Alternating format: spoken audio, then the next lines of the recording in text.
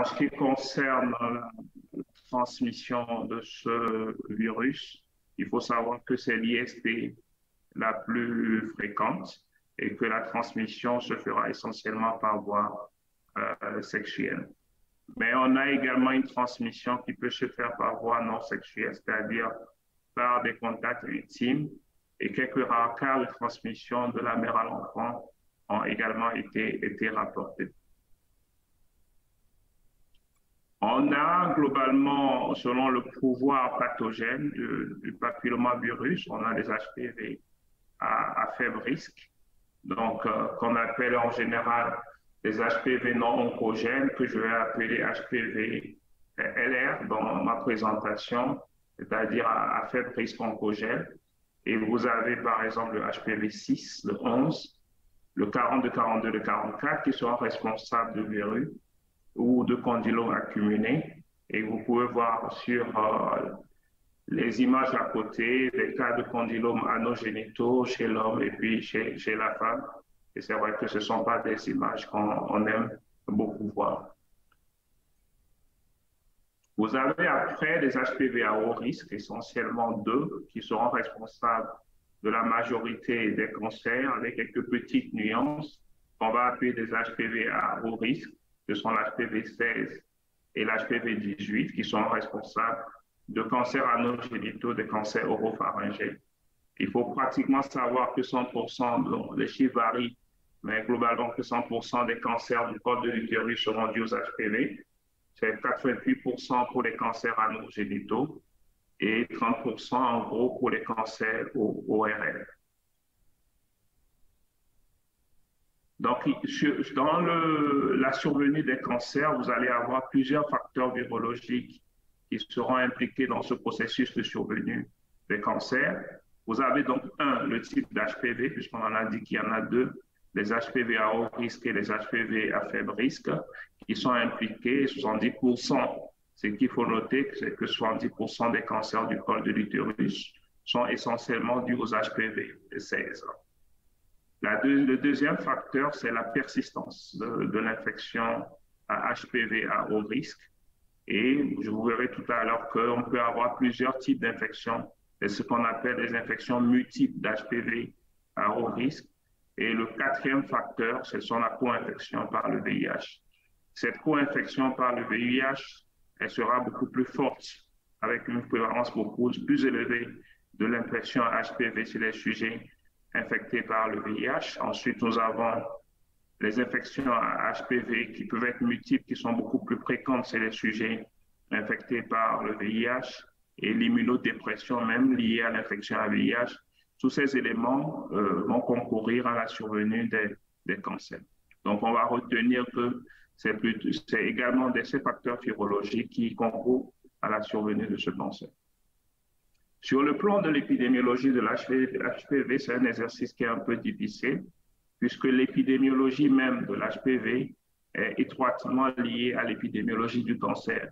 Donc, vous allez voir que je vous parlerai un peu plus de l'épidémiologie parfois du cancer et également un peu de l'épidémiologie de l'HPV. La première des choses, c'est l'HPV cancer du col de l'utérus. Comme je l'ai dit tout à l'heure, vous avez les HPV 16 ou 18 qui seront en majorité la cause principale du cancer du col de l'utérus. Dans le monde entier, on estime à peu près qu'il y a 2,9 milliards de femmes âgées de 15 ans et plus qui risquent de développer un cancer du col de l'utérus. Et d'après les dernières données en 2021, on a enregistré, pour ce qui est du cas du cancer du col de l'utérus, environ 670 000 nouveaux cas de cancer du col de l'utérus et environ 311 000 décès liés au cancer du col de l'utérus. Ce qui fait de ce cancer qu'il est quatrième au niveau du rang des cancers les plus fréquents chez les femmes dans le monde et on le classe en deuxième dans les pays en développement et deuxième de façon générale chez les femmes en âge de procréer entre 15 et 44 ans.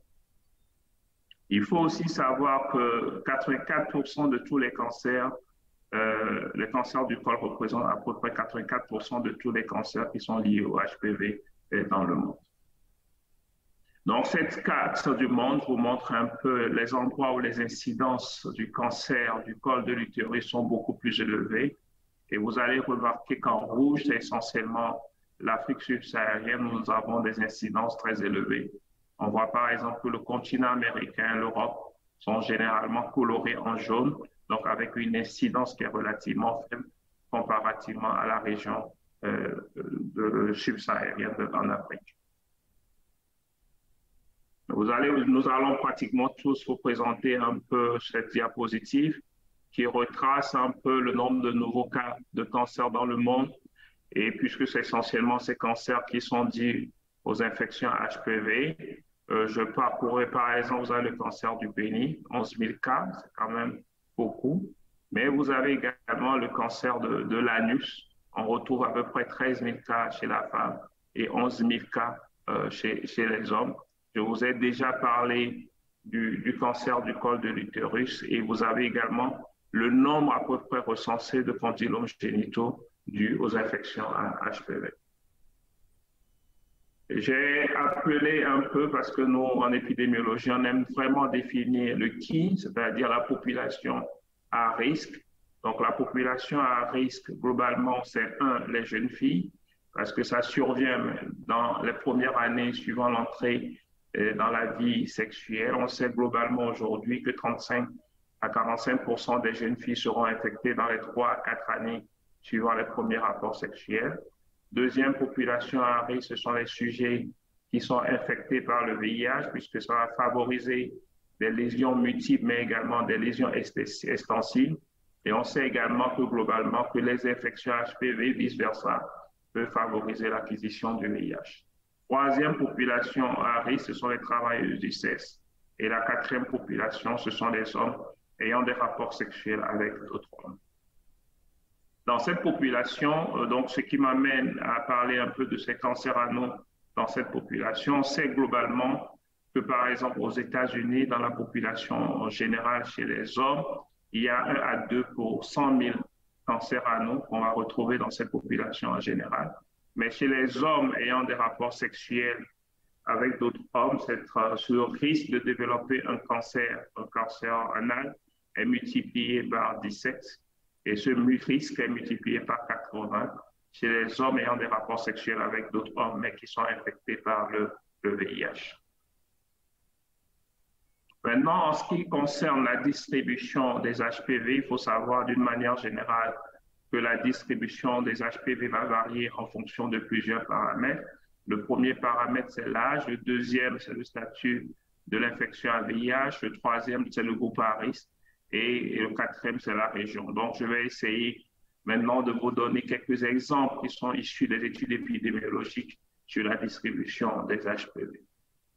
Donc, si nous prenons dans le monde en général, donc ça c'est une revue de la littérature qui a regroupé 93 études et 64 étaient éligibles.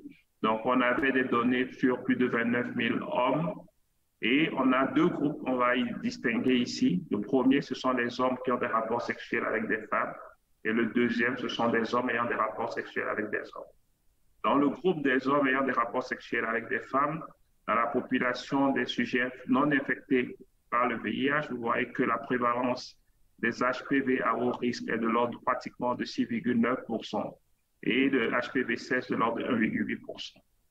De façon générale, on retrouve que la prévalence de l'HPV est beaucoup plus élevée chez les sujets infectés par le VIH, qu'ils aient des rapports sexuels avec des femmes ou bien des rapports sexuels avec des hommes, on retrouve. Donc, si vous regardez par exemple dans la population des hommes ayant des rapports sexuels avec d'autres hommes, chez les sujets VIH, vous voyez que c'est 74%, disons 3/4 de ces sujets qui ont des HPV à haut risque et à peu près 30%, 28% ont des HPV-16.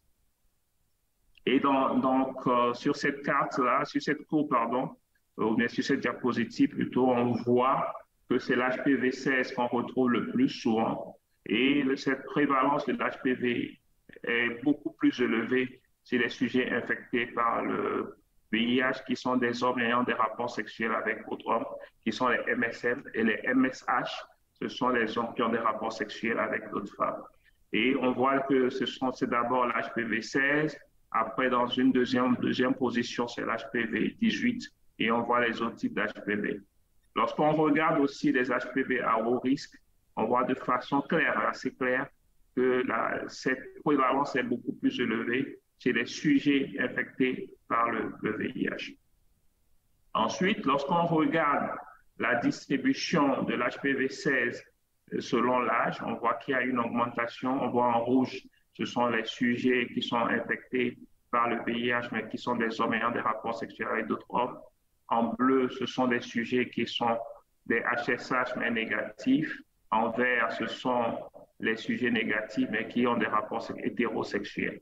Et là, on voit qu'il y a une augmentation, par exemple pour les MSM, une augmentation de la prévalence de l'HPV jusqu'à l'âge de 23-24 ans, et puis ceci va se stabiliser pour diminuer vers l'âge de 45 et à partir de 45 ans. Par contre, sur les sujets qui sont VIH négatifs, mais qui sont des hommes qui ont des rapports sexuels avec d'autres hommes, on voit également cette augmentation un peu légère et puis cette stabilisation qu'on voit. Et vous voyez la faible prévalence, par exemple, chez les sujets qui ont des rapports hétérosexuels, et on voit qu'il n'y a pas de différence quel que soit l'âge. Et la même tendance est un peu observée lorsqu'on parle des HPV à haut risque. On voit vraiment la flèche, la courbe en rouge, ce sont les HPV, les sujets qui sont des hommes ayant des rapports sexuels avec d'autres hommes et qui sont infectés par le VIH. Donc ça, c'est un travail que nous avons réalisé au Togo en 2017. Ce sont 7 sujets qui sont des hommes ayant des rapports sexuels avec d'autres hommes. Donc les gens avaient 22 ans en médiane et 26% étaient infectés par le VIH. Le premier message que je voulais vous faire passer dans cette étude, on constate que l'HPV le plus fréquent, le génotype le plus fréquent qu'on retrouve dans cette population africaine, c'est le génotype 35, suivi du génotype 31, qui sont de l'ordre de 15%, qui viennent avant le génotype 16 et le génotype 18. Ça, c'est quand même un message que nous avons identifié. Ça, c'est dans le groupe des HPV à haut risque. Mais quand on prend les HPV à faible risque, on voit que c'est le génotype 6 qui est le plus fréquent. Donc, 53% de ces sujets étaient porteurs au moins d'un HPV et 45% sont porteurs d'un HPV à haut risque, que j'ai appelé ici les HPV oncogènes.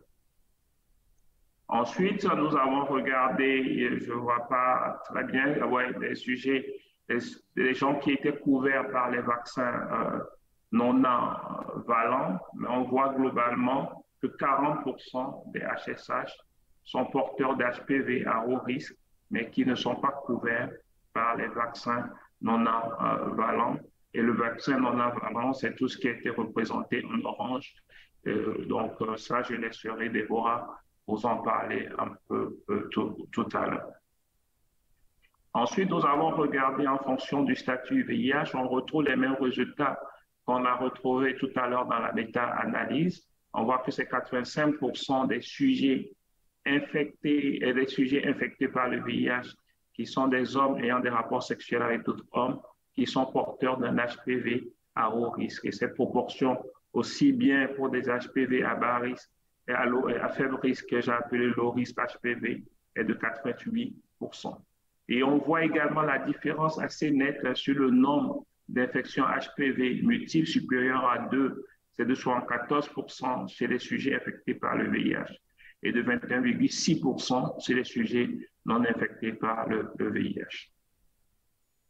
Et lorsqu'on regarde les différents types d'HPV, ce qui est en rouge, c'est la population des sujets infectés par le VIH. On voit que quel que soit le type d'HPV, les sujets infectés par le VIH avaient une prévalence beaucoup plus élevée, et y compris même pour les HPV à faible risque.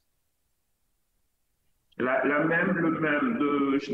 c'est un travail qui a été réalisé par le projet COMSM en Afrique de l'Ouest, dans 4 pays, au Burkina Faso, au Togo, à Abidjan, en Côte d'Ivoire et puis à Bamako. Donc, réalisé entre août 2017 et décembre 2018. Les sujets avaient 18 ans et plus, mais étaient également des hommes ayant des rapports sexuels avec d'autres hommes. Et là, sur 252 sujets, vous allez voir que tout à l'heure, on a les mêmes tendances, c'est-à-dire, de façon générale, le génotype le plus répandu est le génotype 6, d'accord? Et maintenant, lorsqu'on voit les HPV à haut risque qui sont un peu en orange, ce qui vient en première position, c'est l'HPV 45, après suivi du 35 et du 42, du 35 ici et du 42. Donc, c'est trois qui sont les plus fréquents en Afrique de l'Ouest avant que ne vienne le génotype 16 et le génotype 18. Donc, c'était ce qui confirme déjà les tendances observées avec une fréquence beaucoup plus élevée du génotype 35, 45 et 52 dans la région ouest africaine. Chez les travailleurs du 16, on voit également cette même tendance, que c'est pas en première position, c'est pas le 16 et le 18, mais plutôt le 53, le 58 et le 35 qui viennent avant le 16 et le 18. Et on avait trouvé dans ce travail, sur 310 professionnels du 16 âgés en médiane de 25 ans et dont 11% sont infectés par le VIH, que 45% sont porteurs d'au moins un HPV oncogène ou non oncogène et que 40% sont porteurs d'un HPV oncogène. Les mêmes tendances sur la proportion de sujets travailleurs du sexe qui ont au moins un HPV à haut risque mais non couverts par le vaccin étaient de 29% dans cette population. Avant de conclure, c'est que ici, on voit ici, c'est la comparaison de la prévalence des HPV et des différentes lésions au niveau cervical. Si vous prenez, je vais commencer d'abord par les femmes qui ont une cytologie qui sont normales. On voit quand même que 2,8% de ces femmes auront des HPV 16. Si vous voyez maintenant celles qui ont des lésions de bas grade, 19,3% ont des HPV 16 suivi de l'HPV 52, alors que la proportion chez celles qui ont un cancer de l'utérus est 55,2%. Et en deuxième position, on voit bien que c'est l'HPV 18 avec 14,2%. On voit par exemple le 35 ici avec 1,7%. En conclusion, c'est de dire tout simplement que la prévalence de l'infection par le papillomavirus est très hétérogène dans les régions du monde. On voit par exemple que dans les autres régions, c'est plutôt le 16-18, en Afrique, c'est le 35-42, et que c'est beaucoup plus fréquent, ça, c'est chez les sujets infectés par le VIH et les populations clés, telles que les HSH et les TS, que le génotype 16 reste le plus fréquent, mais il y a une tendance à avoir le génotype 35 en Afrique de l'Ouest et chez les populations clés, et que c'est un réel fléau, mais encore trop ignoré, c'est-à-dire il y a une vraie difficulté entre le portage et la maladie qui reste difficile à comprendre. C'est une double peine pour les populations infectées par le VIH et qui sont à la fois des populations clés, et que la prévention va être indispensable dans la santé sexuelle. Ça passe par la sensibilisation et le diagnostic, la nécessité de mettre en place des stratégies de dépistage, mais surtout un accès à la vaccination. Donc voilà ce que je voulais partager avec vous sur l'épidémiologie du papillomavirus. Donc j'ai trouvé ce rapport assez intéressant. Si vous voulez plus de détails par région, vous pouvez le consulter, il est récent, sur l'Human Papillomavirus and Related Disease Report. Merci pour votre attention.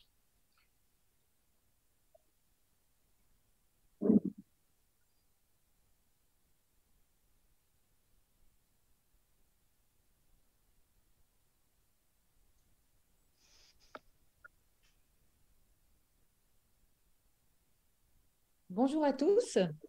Alors, je ne sais pas si c'est moi qui prends la parole ou si c'est Monsieur de Baudra. Non, c'est toi, Christine. Mais voilà, bonjour, désolée pour mon retard. Voilà, j'ai eu un petit problème. Mais donc, j'ai quand même entendu une grosse partie de votre présentation et c'était très, très intéressant.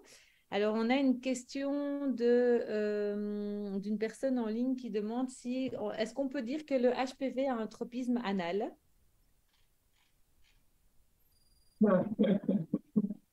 Ça, je ne saurais pas répondre vraiment si ça a un tropisme anal. Peut-être que j'aurais besoin de Déborah ou de Pierre, mais de façon simple, c'est que on sait aujourd'hui que ça, c'était un QCM que je devais introduire, mais que j'ai oublié d'introduire au tout début de ma présentation.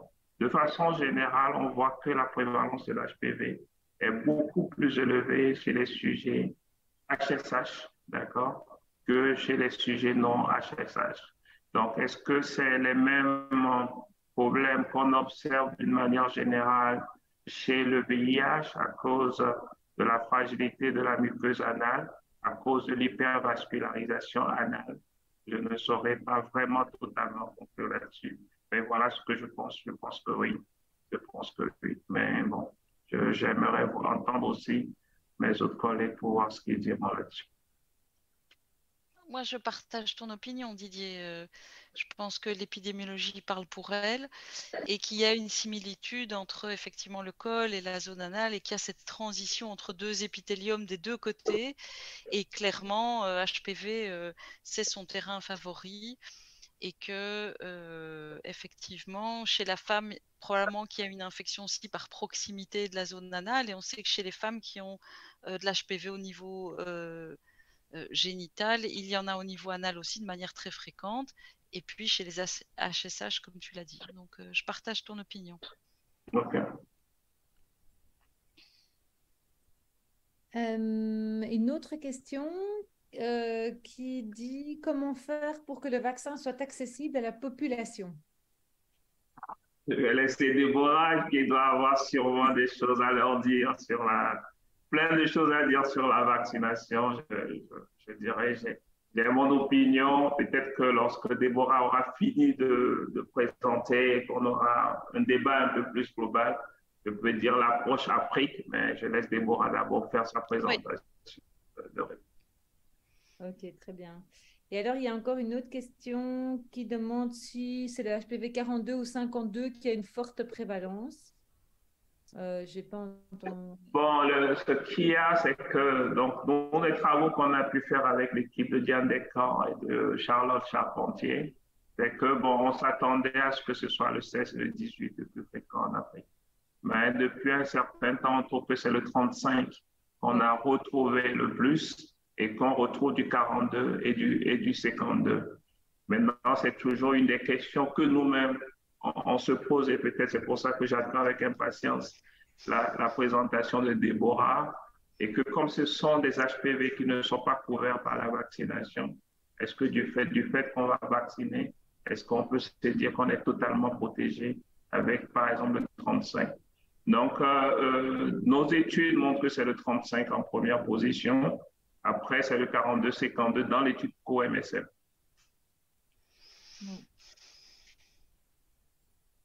Mais il faut garder à l'esprit que pour le cancer, ça reste le 16 et le 18. Tout à fait. Voilà. Okay. Alors juste Didier, pour compléter ce que tu dis, Christine vient de publier un article sur les génotypes dans les lésions de haut grade chez les femmes. Ici, des femmes à la fois HIV positives et HIV négatives. Et qu'on a trouvé que le 35 était assez fréquent. La plupart de ces femmes sont d'origine d'Afrique subsaharienne, ce sont des migrantes. Et notre conclusion de cet article qu'on co-signait ensemble et qui est paru dans Vaccine il y a un mois, disait que si on pouvait ajouter l'HPV 35 dans les vaccins, on couvrirait mieux, en étant d'accord avec toi qu'il y a plus de génotypes non 16 et 18 chez les femmes séropositives que chez les femmes HIV négatives. Ah, merci à Christine et merci à vous parce que c'est une question qu'on s'est posée en 2018 quand on avait publié dans Clinical Infectious Disease. On s'est vraiment posé cette question et on n'avait pas d'éléments de réponse en ce moment. Donc, je vais lire cet article-là. On va te l'envoyer. Ça, c'est super. Merci pour le partage.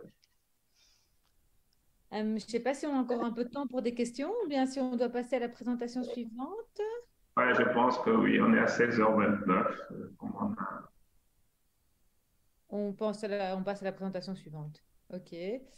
Alors, je ne sais pas qui présente maintenant. C'est moi, Christine. Oh, mais ça va être facile de te présenter, mais je pense que tu peux déjà présenter.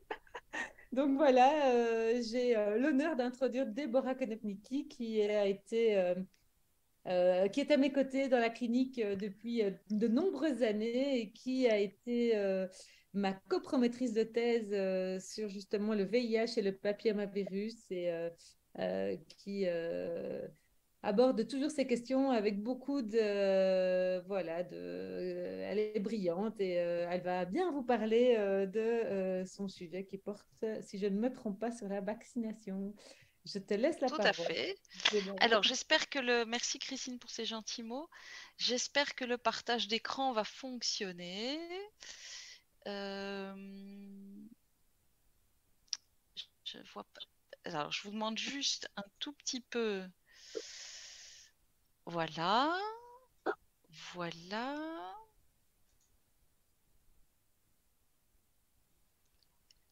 Est-ce que ma présentation apparaît? J'ai pas l'impression. Non, on voit votre écran, on voit l'écran Zoom. D'accord. Je recommence. Je repartage.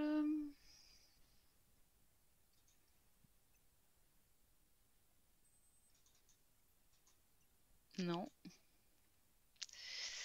Bien, je ne suis pas sûre que je vais pouvoir... Voilà. Maintenant, vous me voyez? Oui, on voit la présentation. Et est-ce que...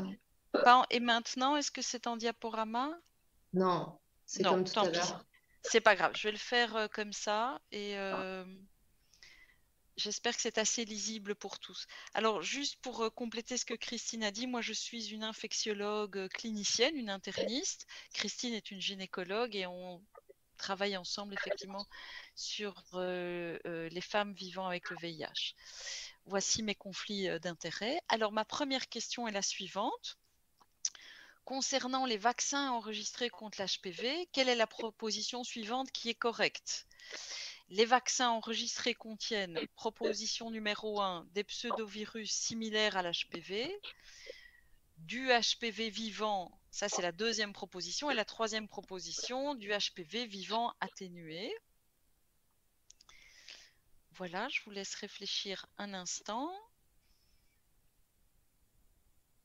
Alors la proposition correcte, c'est de dire que effectivement les vaccins sont faits avec des pseudovirus qui sont similaires à l'HPV, mais pas avec du virus vivant ni vivant atténué.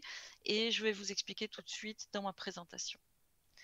Ma deuxième question par rapport à la vaccination, c'est quelle est la proposition correcte concernant les vaccins? Est-ce qu'ils protègent en 1 contre les lésions cancéreuses dues à HPV, en 2 contre les lésions précancéreuses dues à HPV, en 3 contre l'infection par HPV ou en 4, toutes ces propositions sont correctes. Alors je vous laisse réfléchir un instant. Et j'imagine que vous vous doutez que la réponse, c'est que toutes les propositions sont correctes et on va détailler ces réponses maintenant dans la présentation. Alors, concentrez-vous sur la partie gauche de la présentation et elle vous explique en quoi sont constitués les vaccins préventifs, qu'on appelle aussi vaccins prophylactiques. Ces vaccins, en tout cas en Europe et dans d'autres pays, je dirais, avec enregistrement, notamment l'Amérique du Nord, ont été approuvés et commercialisés depuis 2007. Et en fait, ils sont basés sur une protéine de capside L1, qui est la protéine externe du virus, qui va être amplifiée dans une levure ou un baculovirus et s'auto-assembler pour former des petites étoiles qu'on appelle des pentamères, qui vont elles-mêmes s'auto-assembler en une sorte d'enveloppe vide, qui est ce qu'on appelle un pseudovirus. Donc il n'y a aucun matériel génétique, aucun matériel viral, aucun matériel infectieux, mais il y a vraiment une enveloppe vide qui ressemble au virus et qui est spécifique de chaque génotype. Donc dans le vaccin bivalent Cervarix, il y a du L1, des pseudovirions 16 et 18. Dans le quadrivalent, on va rajouter le 6 et le 11. Et dans le 9 valent, non seulement on a les condylomes, on a le 16 et le 18 qui représentent 70% des cancers dans la population générale pour le col, mais on a aussi 31, 33, 45, 52 et 58. Donc ça, c'est le Gardasil 9. Et ces vaccins sont enregistrés, on les utilise en prévention primaire et puis on va voir en prévention secondaire. Alors, il existe aussi dans le cadre du HPV ce qu'on appelle des vaccins thérapeutiques. Ces vaccins sont tout à fait différents et sont des vaccins actuellement en recherche, sous différentes études. Ils ne sont pas enregistrés et ils sont principalement utilisés pour le traitement des cancers et des lésions précancéreuses. Et aujourd'hui, je n'aurai pas le temps de vous en parler. Donc, j'ai mis ici 2 très bonnes revues qui sont parues récemment dans différents journaux si ça vous intéresse. Alors, j'avais remis cette dia comme Didier, je crois me l'a emprunté, pour vous rappeler que 30% des cancers touchent les hommes, même si aujourd'hui la séance elle est dédiée aux femmes. C'est important peut-être de rappeler que 30% des cancers dans le monde dus à HPV sont chez les hommes. Alors, le cancer principal, c'est évidemment le cancer du col, comme on le voit ici. C'est le cancer le plus important dans le monde. Et Didier l'a bien souligné. Et donc, l'OMS a lancé vraiment une action depuis 4 ans avec 4 piliers: dépistage, éducation à la santé et la sexualité, vaccination bien sûr, et une fois que les cancers sont diagnostiqués, accès aux soins palliatifs si nécessaire, ce qui n'est pas le cas dans des pays à ressources limitées, avec création d'une journée mondiale de lutte contre le HPV le 4 mars, donc c'est important. Et non seulement l'OMS a lancé cette action, mais aussi ONU-SIDA, puisqu'on sait que le HIV est un cofacteur très important, avec, chez les personnes vivant avec le VIH, non seulement plus d'infections, mais aussi plus de lésions précancéreuses et plus de lésions cancéreuses. Et une survie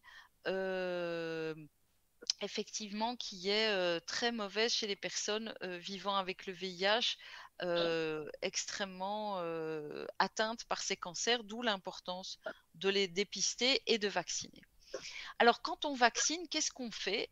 On va amener ces pseudovirus que je vous ai montrés en intramusculaire qui vont être enfin en contact avec des cellules dendritiques, ce qui n'est pas le cas lorsqu'on a une infection par HPV, puisque l'HPV, il reste vraiment à la surface du corps, dans la muqueuse, et il ne pénètre pas en profondeur. Et donc, on va aller stimuler à la fois la sécrétion d'anticorps et les cellules, l'immunité humorale, mais aussi l'immunité cellulaire, avec dans les populations générales, que ce soit avec le bivalent ou avec le quadrivalent, des taux d'anticorps que vous voyez ici en orange pour le bivalent, ou ici la courbe pleine noire pour le Gardasil, qui sont des dizaines, des centaines, voire des milliers de fois. Donc ce sont des échelles logarithmiques que vous avez ici sur ces graphiques, beaucoup plus élevées que l'infection naturelle qui est ici en pointillé, ou là, effectivement, ici sur la ligne, avec 100% de séroconversion et des taux d'anticorps très très élevés. Alors, les vaccins ont été enregistrés dans la population générale en prévention primaire. Ils ont montré une excellente efficacité contre les infections, c'était ma deuxième question, mais aussi contre les lésions précancéreuses, et avec pour le col plus de 95% d'efficacité, attention, chez les jeunes personnes naïves, vaccinées pour la plupart avant leur première relation sexuelle, mais pas toutes, hein, vous voyez qu'ils avaient entre 15 et 26 ans. C'était chez des femmes pour la plupart, mais il y avait aussi une très grosse étude publiée dans le New England chez l'homme dans la région anale et qui comprenait un nombre de HSH significatif. Très bonne efficacité pour peu qu'on regarde les lésions induites par les HPV vaccinaux, soit bivalents ici, soit 9 valents effectivement dans cette étude du New England de 2015. Et plus tard, sont arrivées d'autres études qui ont montré que chez des femmes plus âgées, entre 24 et 45 ans, là, on n'a plus une très haute efficacité de l'ordre de plus de 95%, mais on a une bonne efficacité de l'ordre de 70 à 84%.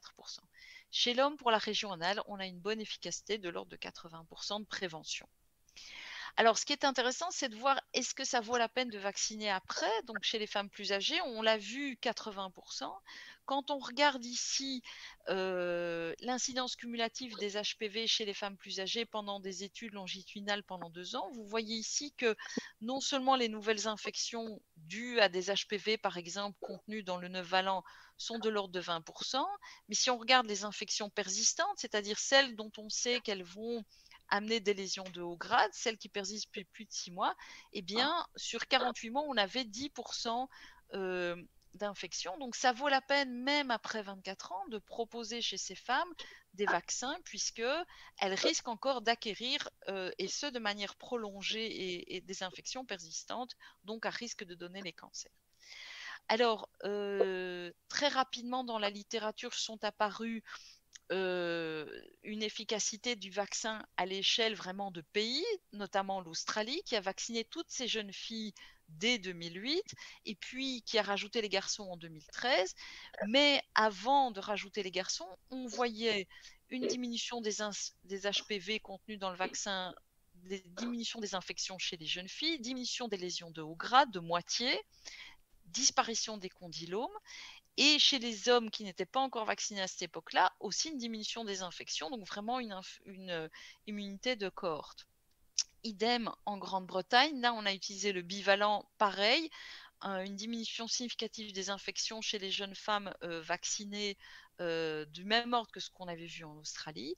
Et aux États-Unis, alors que la couverture vaccinale n'est pas terrible, mais qu'il y a une population très très importante, je vous rappelle plus de 200 millions de personnes, eh bien on voyait quand même une réduction des dysplasies de haut grade au niveau du col, tant la population était importante.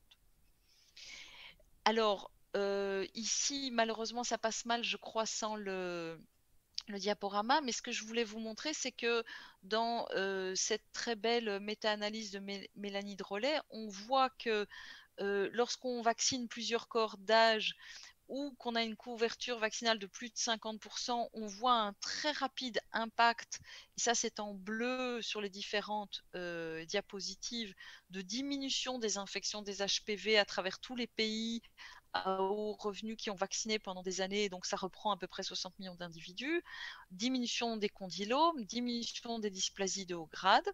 Par contre, si on ne vaccine qu'une seule corps d'âge ou qu'on a moins de 50% de couverture vaccinale, vous voyez en rouge que les différents items, infections, dysplasie, etc., vont diminuer moins rapidement. Et surtout, le haut de ce graphique, c'est chez les jeunes femmes ou chez les femmes, qu'on peut avoir un impact aussi, non seulement sur la rapidité, mais aussi chez les hommes qui ne sont pas encore vaccinés. Donc ça, ce sont des études avant qu'on étende la vaccination aux garçons. Et donc, il y a une immunité de cohorte et une rapidité d'efficacité si on vaccine bien. Alors, plus récemment, est paru il y a 2 ans dans New England l'impact de la vaccination, cette fois sur le cancer, puisque les études d'enregistrement ne pouvaient pas se permettre d'attendre qu'on ait un cancer. Dès qu'on avait une dysplasie de haut grade, on traitait les femmes. Il n'aurait pas été éthique d'attendre le cancer. Or, ici, maintenant, avec le recul, on a publié cette étude en Suède, où clairement, le taux, l'incidence cumulative du cancer du col diminue de moitié. Chez les gens qui ont été vaccinés, n'est plus que de 47 pour 100 000 versus 94 pour 100 000 chez les non vaccinés. Mais ce taux est encore beaucoup plus faible si on regarde les jeunes filles vaccinées avant 17 ans et notamment avant les premières relations sexuelles. Donc là, l'efficacité est vraiment maximale. Donc par rapport à ma deuxième question, est-ce que ça diminue les infections par HPV? Est-ce que la vaccination diminue l'infection? C'est oui. Les lésions de haut grade, c'est oui. Le cancer, c'est oui. On l'a prouvé maintenant.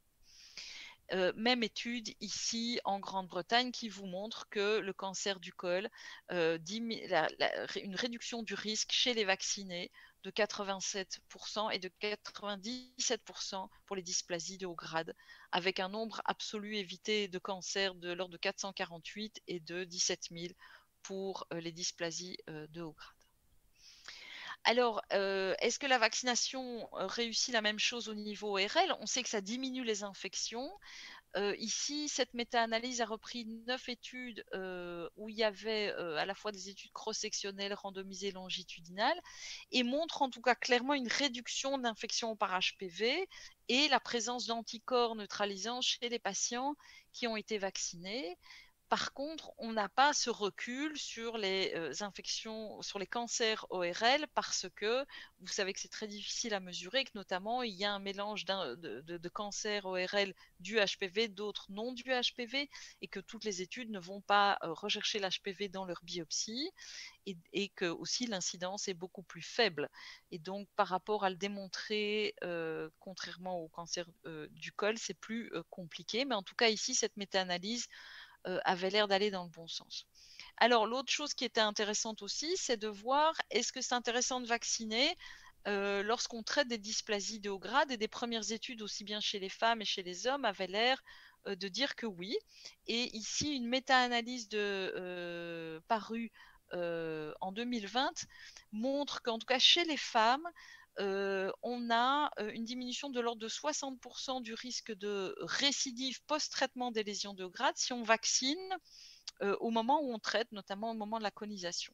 Alors, ce n'étaient pas des études qui étaient randomisées dans ce but-là, c'était souvent des études post-hoc ou rétrospectives ou basées sur le choix du patient qui elle-même est lié au coût du vaccin. Et puis sont arrivées 2 études qui nous ont un petit peu refroidis, mais on va prendre le temps de les analyser calmement et de voir si vraiment c'est des mauvaises nouvelles ou pas.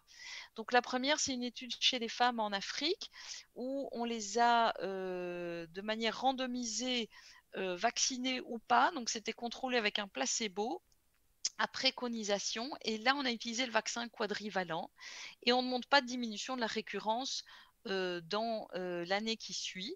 Ceci dit, il n'y a aucune donnée sur les génotypes. Or, on est en Afrique et les différents travaux que Didier a montrés, que nous-mêmes auxquels nous avons contribué, montrent qu'en Afrique subsaharienne, ce n'est pas les génotypes 16 et 18 qui sont les plus prévalents. Donc ici, effectivement, quand on utilise du gardasil, ben, ça ne marche pas. Peut-être que si on avait utilisé du gardasil 9, ça marcherait. Et ici, c'était des jeunes femmes qui vivaient avec le VIH, où on a d'autant plus montré ce shift de génotype non 16 et 18. Ici, c'est la même méthodologie chez des hommes qui ont des relations avec d'autres hommes aux Pays-Bas. Et ici, quand on regarde les génotypes, on se rend compte que c'est des génotypes non vaccinaux dans les récidives. Et à nouveau, alors que c'était des personnes vivant avec le VIH, ben on a vacciné avec du quadrivalent et pas avec du 9-valent. Or, c'est un petit peu ce que je voulais vous montrer ici. Quand on compare les personnes qui n'ont pas du VIH, qui sont chaque fois à gauche de votre diapositive, ou des personnes qui ont le VIH à droite, que ce soit pour le col, la région anale chez les femmes ou chez les hommes qui ont des relations avec d'autres hommes, mais vous voyez en gris que les génotypes qui sont dans le gardasil 9 sont plus fréquents dans cette population-là. Et donc clairement, ici, quand on veut vacciner les personnes qui vivent avec le VIH, ben, il faut utiliser du 9-valent. Alors, la bonne nouvelle, c'est qu'il y a des études en prévention, en prophylaxie secondaire avec le 9-valent qui sont en cours, et on aura la réponse à notre question d'ici quelques années. Alors, quand on se pose la question de l'efficacité des vaccins chez les personnes qui vivent avec le VIH, on a un peu moins que 20 études avec plusieurs milliers de personnes de tous les âges, des enfants, mais des adultes aussi, des MSM, la plupart bien traités, qui montrent que les vaccins préventifs, que ce soit le quadrivalent, le bivalent ou le 9-valent, a une bonne immunogénicité, une bonne réponse anamnestique quand on fait un rappel, hyper safe, y compris sur les CD4 ou la virémie, avec quand même un taux d'anticorps plus élevé, plus persistant quand on utilise le vaccin bivalent, mais ça c'est la même chose chez les personnes HIV négatives. Ce vaccin a un adjuvant qui donne des taux d'anticorps beaucoup plus élevés. Est-ce que ce taux d'anticorps est nécessaire? Personne ne le sait. Peut-être que celui qui est induit par le quadrivalent ou le non-avalent est suffisant. Et on sait que, comme pour tous les autres vaccins chez les personnes VIH, quand la charge virale est bien contrôlée, on a une meilleure réponse aux anticorps. Alors, il y a des études cliniques chez les personnes VIH+, une étude où on a vacciné des gens qui avaient 47 ans, donc ça c'est des gens déjà très âgés, qui avaient chez un tiers des personnes déjà des lésions de haut grade. Clairement là, la prévention en préventif, ça ne marche pas.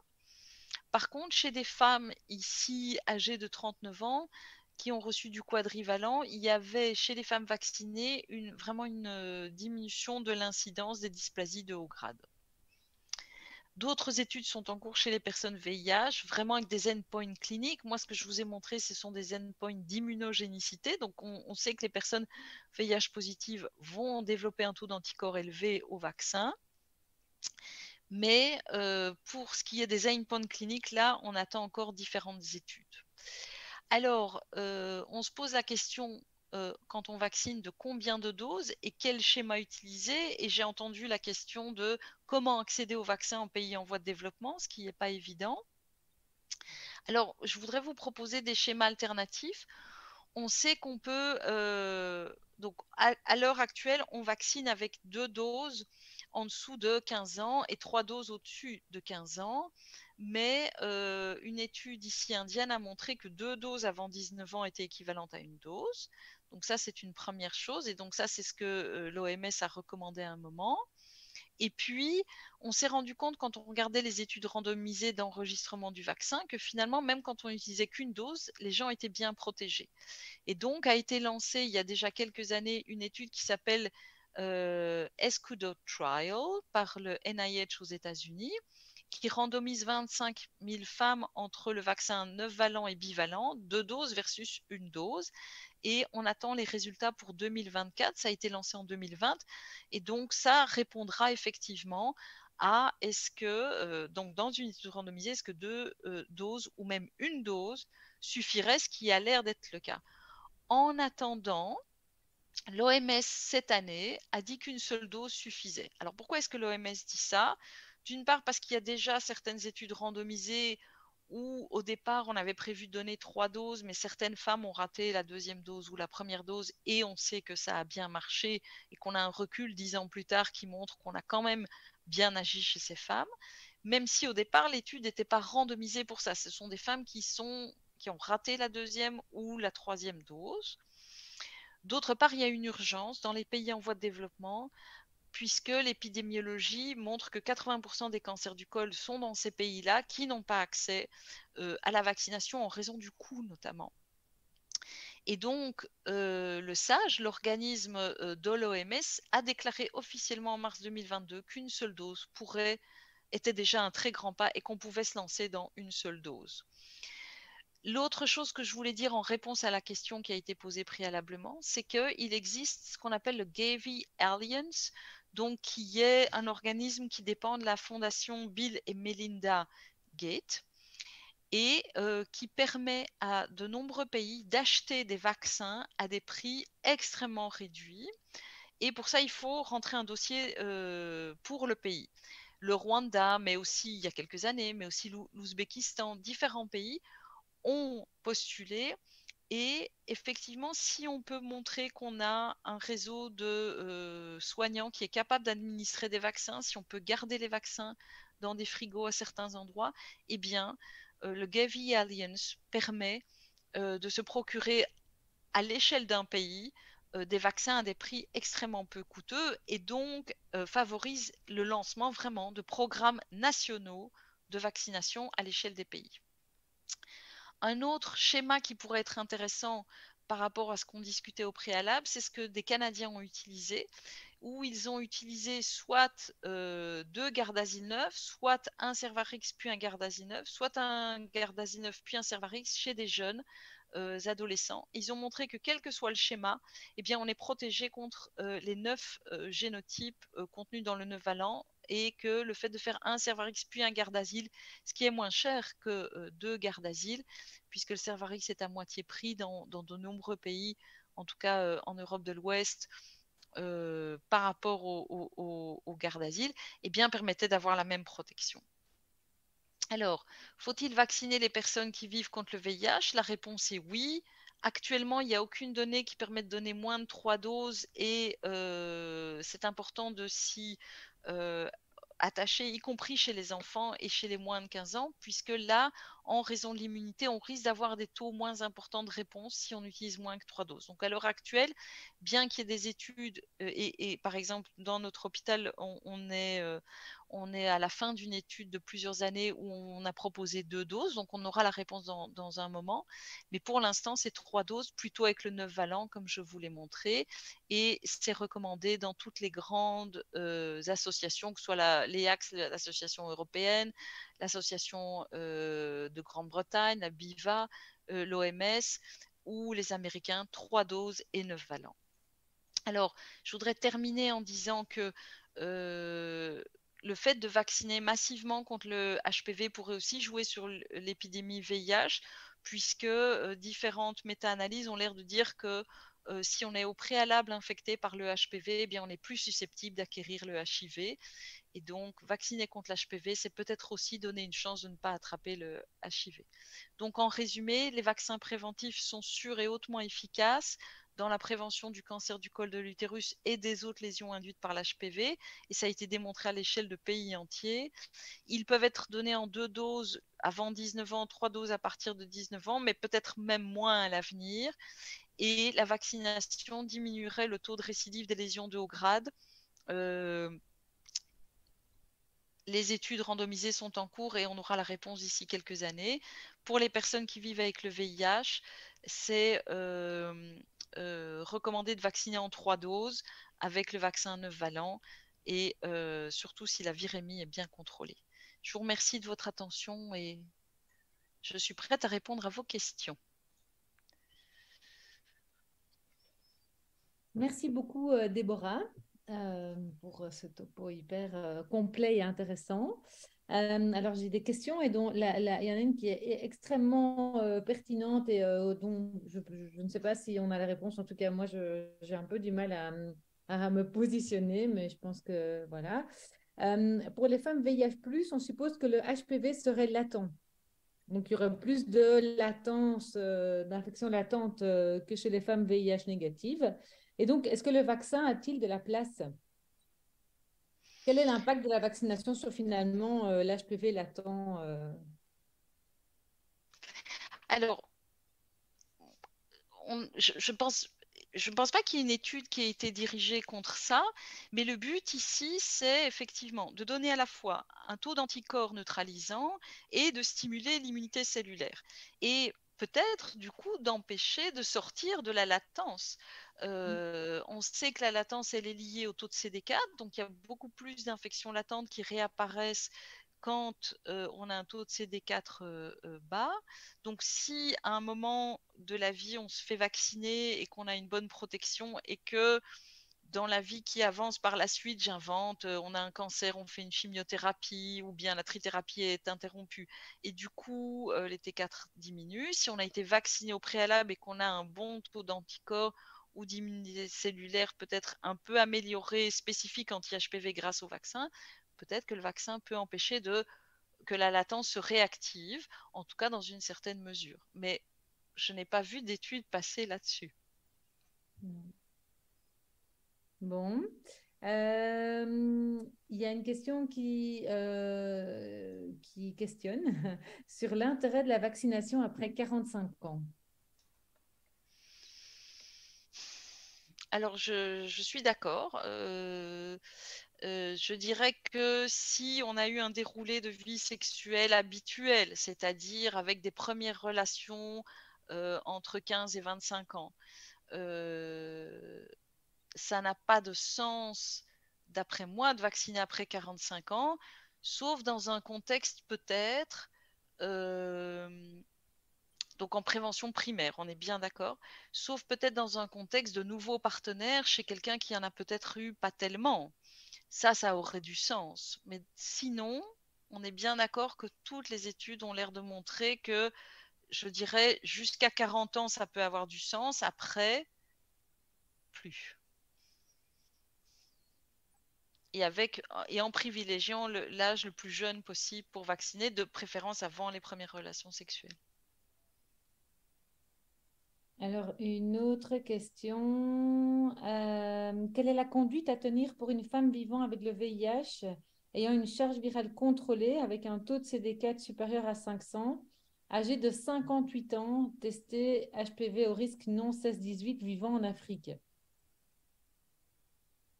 Je pense que ça n'a pas de sens de la vacciner, comme on vient de le dire maintenant, sauf s'il y a une lésion de haut grade et qu'on veut vacciner en prévention secondaire. Mais sinon, à cet âge-là, non. Pour moi, il n'y a pas d'indication de vacciner. Oui, tout à fait. Alors, je regarde ici.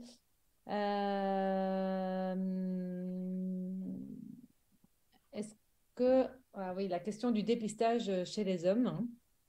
Donc, avec le comportement et l'orientation sexuelle des MSM, pouvons-nous étendre le dépistage auprès des hommes? Mais donc, ça, c'est assez compliqué, hein. Je ne sais pas comment ça se passe. Alors, je pense que ça mérite une séance HPV homme et on a proposé d'en faire une. Donc, il y en aura bientôt une dans la Franum. Oui, tout à fait. Mais évidemment, il faut dépister les hommes pour les lésions anales de haut grade, pas pour l'HPV, parce que là, il est tellement fréquent que... Ouais, Et par contre, ça montre l'importance de devoir vacciner les garçons aussi. tout à fait. Oui, tout à fait. Ok, très bien. Est-ce qu'on a encore un peu de temps ou bien est-ce qu'on doit passer à Monsieur de Baudra? Est-ce que je peux juste dire, Bien sûr. donc, j'ai montré une belle étude qui montrait une immunité de corps. Donc, on vaccine les filles, si on vaccine plusieurs cohortes d'âge, etc., eh bien, ça s'étend aux garçons, même s'ils n'ont pas été vaccinés. Tout ça, c'est vrai, mais ça ne touche pas ceux qui ont des relations avec d'autres hommes. Et donc, voilà, c'était juste pour mieux expliquer l'importance de vacciner les garçons comme les filles pour différentes raisons, simplement d'égalité des sexes, etc., mais aussi pour toucher ceux qui n'auront pas, qui ne vont pas bénéficier d'immunité de cohorte. Et je crois que les chiffres de Didier parlaient par eux-mêmes sur l'importance de la prévalence de l'HPV chez les HSH. Ok. Christine, il y a des Oui. mains levées aussi, si vous voulez les prendre, on a encore un peu de temps. Ok, alors les mains levées, je dois aller dans... Ouais, participants en bas et dans les spectateurs, vous les voyez. Alors, attendez, hop. Ah oui, voilà, spectateur. Mais donc, Tout en haut, participants. Moi, je vois 2 mains levées, oui. ouais, moi aussi, mais je ne vois pas qui a la main levée. Quelqu'un voit? Je peux vous dire, il y a Élie Trésor Gaillabu. Je peux lui donner la parole si vous voulez. Oui, très bien. Allons-y. C'est lui le libéré. Monsieur Gaillabu, vous avez la parole si vous réactivez votre micro. Bon. Ah non, la main s'est baissée. Sinon, Septime Essou. Est-ce que vous me recevez? Oui. En fait, moi, c'est Septime Kessou. Je suis sur un projet VIH population clé en Guinée-Conakry. Actuellement, nous sommes en train de revoir un peu le paquet d'intervention auprès des populations clés PS et HSH. Et cette communication m'intéresse à plus d'un titre. Si aujourd'hui, nous décidons d'introduire dans le paquet d'intervention l'HPV, qu'est-ce que vous nous conseillez? On intègre le paquet global, ça veut dire la sensibilisation, la vaccination et également aussi la prise en charge des aspects palliatifs, ou faut-il commencer petitement? Quelle est votre expérience dans ce domaine, s'il vous plaît? Merci. Je ne sais pas si vous m'avez entendu. Oui, oui, très bien. Mais vous faites référence à la diapo sur l'appel lancé par l'OMS. Alors, moi, je ne sais pas à quel niveau vous travaillez, mais c'est un appel vraiment aux décideurs de la santé de pays entiers qui disent si on veut lutter contre le cancer du col, et notamment en Afrique subsaharienne, qui est malheureusement un foyer avec une épidémiologie très importante, il faut vacciner les jeunes filles, il faut dépister le cancer du col, Et quand il est diagnostiqué, oui, il faut proposer aussi des soins palliatifs. Et puis, il faut éduquer les jeunes filles à la sexualité, leur dire pourquoi on va les vacciner, qu'on peut utiliser un préservatif, etc., pour se protéger. Et donc, je pense vraiment que c'est un appel aux décideurs politiques. Donc, je ne sais pas à quel niveau vous travaillez, mais la présentation suivante par Pierre de Baudras va montrer comment est-ce qu'on peut dépister les lésions de haut grade. Donc ça, effectivement, à l'échelle de votre hôpital, si vous travaillez dans un hôpital, je ne sais pas, Monsieur Assou, où est-ce que vous travaillez? Vous avez coupé votre micro, on ne vous entend pas. Mais donc, si vous travaillez, voilà, C'est dites-moi. bon? Oui. Donc, en fait, nous travaillons au niveau d'une subvention du Fonds mondial où nous appuyons le pays. Donc, nous appuyons les hôpitaux, nous appuyons les associations identitaires de personnes vivant avec le VIH, de PS, professionnels de CES et de HHS. Donc, notre intervention va en direction du système public de prise en charge, mais également aussi du système communautaire. Mais donc, je pense que vous devez effectivement aider les cliniciens à pouvoir lancer des centres de dépistage des lésions. On va le voir tout de Tout suite à fait. avec Pierre. Et Tout à il fait. faut aller voir les décideurs politiques en disant qu'il faut débloquer des fonds pour vacciner les jeunes filles et les personnes séropositives. Les recommandations, c'est de vacciner jusque 40 ans les personnes HIV positives. Hein. Donc, il faut essayer d'avoir des vaccins pour eux, même s'ils ont déjà eu des relations sexuelles. Ils seront protégés contre les autres types, pas nécessairement le premier, mais contre les autres. Ok, c'est bien noté, c'est compris. Chouette. Si je peux me permettre juste de compléter un peu ce qu'a dit Déborah, et je suis complètement d'accord. Je pense que ce dont on a vraiment besoin, surtout avec les acteurs de terrain comme vous, ça va être de donner de mise en œuvre. C'est-à-dire qu'effectivement, il y a cette recommandation forte et cet appel de l'OMS, et donc les décideurs sont en train de se mettre en marche. Mais ce qui est difficile, c'est de savoir comment on peut mettre en œuvre une telle stratégie. Et donc, c'est vrai que faire remonter, et nous, c'est notre expérience, par exemple, en Côte d'Ivoire, faire remonter les expériences de terrain, les analyser, donner des recommandations pratiques avec tous les contextes spécifiques des groupes de femmes, des zones géographiques, ça va être très, très important pour le succès de cette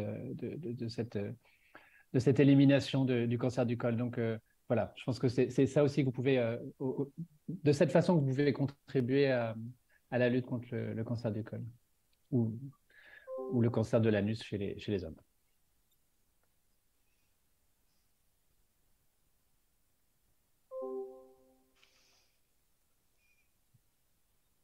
Est-ce qu'on prend encore une question ou bien est-ce qu'on avance?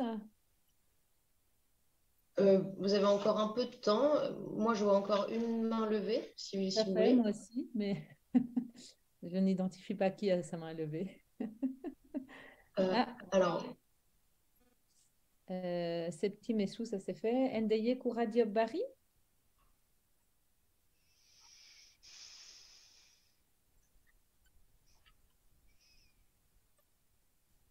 Bonjour, monsieur ou madame Ndeye Kouradiop Bari. il faut activer votre micro. Vous avez là. Voilà, c'est bon, je pense. C'est bon. Ouais.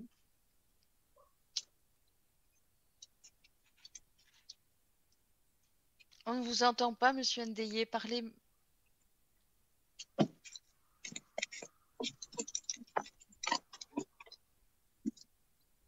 Non, on entend un bruitage, mais c'est tout. Bon, tant pis. Je regarde, il n'y a pas d'autres questions. Il y a quelqu'un qui nous remercie, qui te remercie, Déborah, pour ta présentation. Donc ça, c'est chouette. Hein. Et alors, la question, c'est qu'est-ce qu'on appelle une immunité de cohorte? Alors, l'immunité de cohorte, c'est quand on vaccine une certaine population et qu'il y a une autre population qui en bénéficie. Donc ici, au départ, dans de nombreux pays européens, en Australie, on ne vaccinait que les jeunes filles. Mais on s'est rendu compte que dans les populations masculines du même âge ou un petit peu plus âgées, on avait aussi une diminution de l'HPV. Donc, on empêche le virus de circuler. On en a parlé beaucoup lors du Covid, l'immunité de cohorte, effectivement. Et donc, si on peut imaginer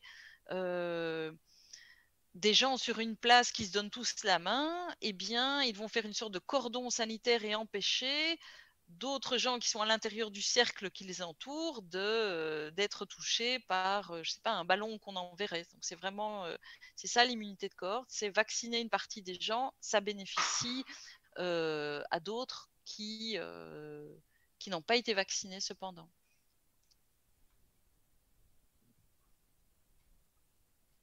Et donc, Super. on le voit dans le VIH. Dans le VIH, pardon. On aimerait un vaccin VIH. Non, dans l'HPV, pardon. Dans l'HPV, on le voit. Et alors, quand même, une question qui est quand même assez intéressante et que, évidemment, si on pouvait faire ça, ce serait top, mais je pense que c'est non. L'efficacité d'une seule dose est-elle montrée chez les personnes VIH négatives et VIH positives? Donc, chez les VIH négatives, en effet, on se dit que dans le futur, probablement qu'une seule dose de vaccin sera tout à fait efficace. Par contre, chez les femmes VIH positives ou chez les hommes, probablement pas. Alors, chez les HIV négatives, on a des données d'études randomisées, mais ce n'était pas le but de l'étude. Donc, c'est un peu par hasard qu'on l'a vu. Et donc, l'étude randomisée, elle est en cours.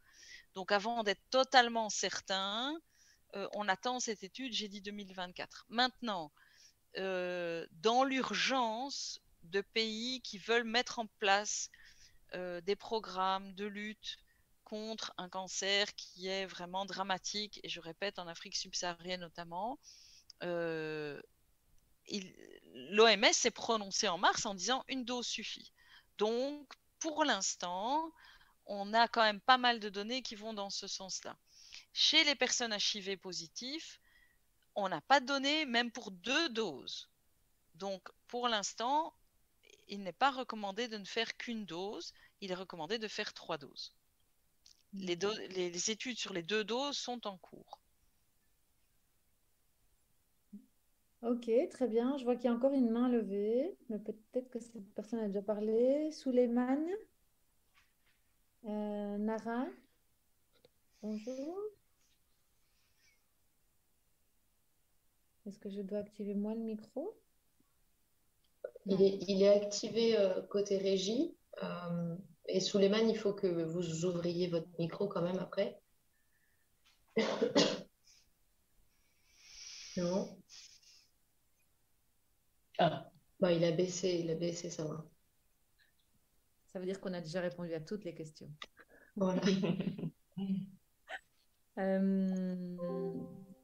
Voilà. Eh bien, je vais introduire Monsieur de Baudra, que je ne connais que de nom via ses publications. C'est un honneur. Mais donc, Pierre de Baudra est un chercheur dans une unité de l'Institut de recherche pour le développement et actuellement en accueil au programme PAXI à Abidjan, Côte d'Ivoire. Ses recherches portent sur la santé des femmes et les complications chroniques du VIH. Il a coordonné plusieurs recherches sur le dépistage du cancer du col de l'utérus, dont l'étude EIMA-CC, qui portait sur les femmes vivant avec le VIH, et Paracao, qui était une étude de recherche de mise en œuvre conduite au Burkina Faso. Et donc, c'est avec beaucoup de plaisir que je m'apprête à vous écouter, Monsieur de Baudra. Je vous donne la parole. Un grand merci pour cette présentation. Un grand merci à l'Afranom là, pour m'avoir proposé de partager avec vous des réflexions sur le dépistage du cancer du col. Peut-être on commence par le quiz et puis après je vais faire la présentation. Comme ça, pendant ce temps-là. Alors, donc la première question, c'était quelles sont les méthodes permettant de réaliser un dépistage du cancer du col?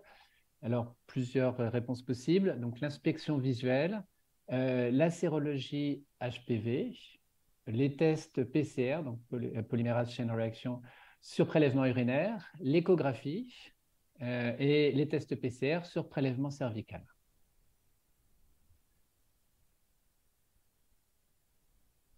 La deuxième question, c'était, alors je fais plusieurs propositions et parmi ces propositions concernant les tests HPV utilisés pour le dépistage du cancer du col, lesquels sont vrais selon vous? Alors il peut y avoir plusieurs réponses vraies, hein. Donc ces tests sont sensibles et spécifiques, ces tests coûtent cher, ces tests ont une valeur prédictive négative élevée, réponse un peu technique. Ces tests ne peuvent être faits qu'après un examen gynécologique et ces tests peuvent apporter des informations sur le type d'HPV.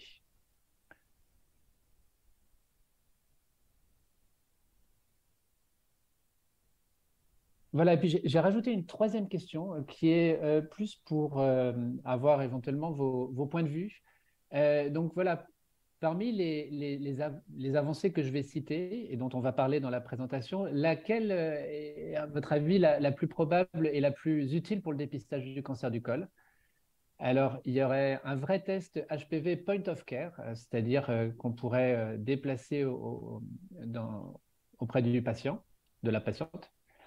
Le développement et la validation d'algorithmes basés sur l'intelligence artificielle et le développement d'un dispositif permettant de faire l'analyse des marqueurs de méthylation en quelques heures. Alors, en fait, cette question, je pense qu'elle serait presque à poser à la fin de la présentation, puisqu'il y a des éléments que je vais aborder au cours de cette présentation.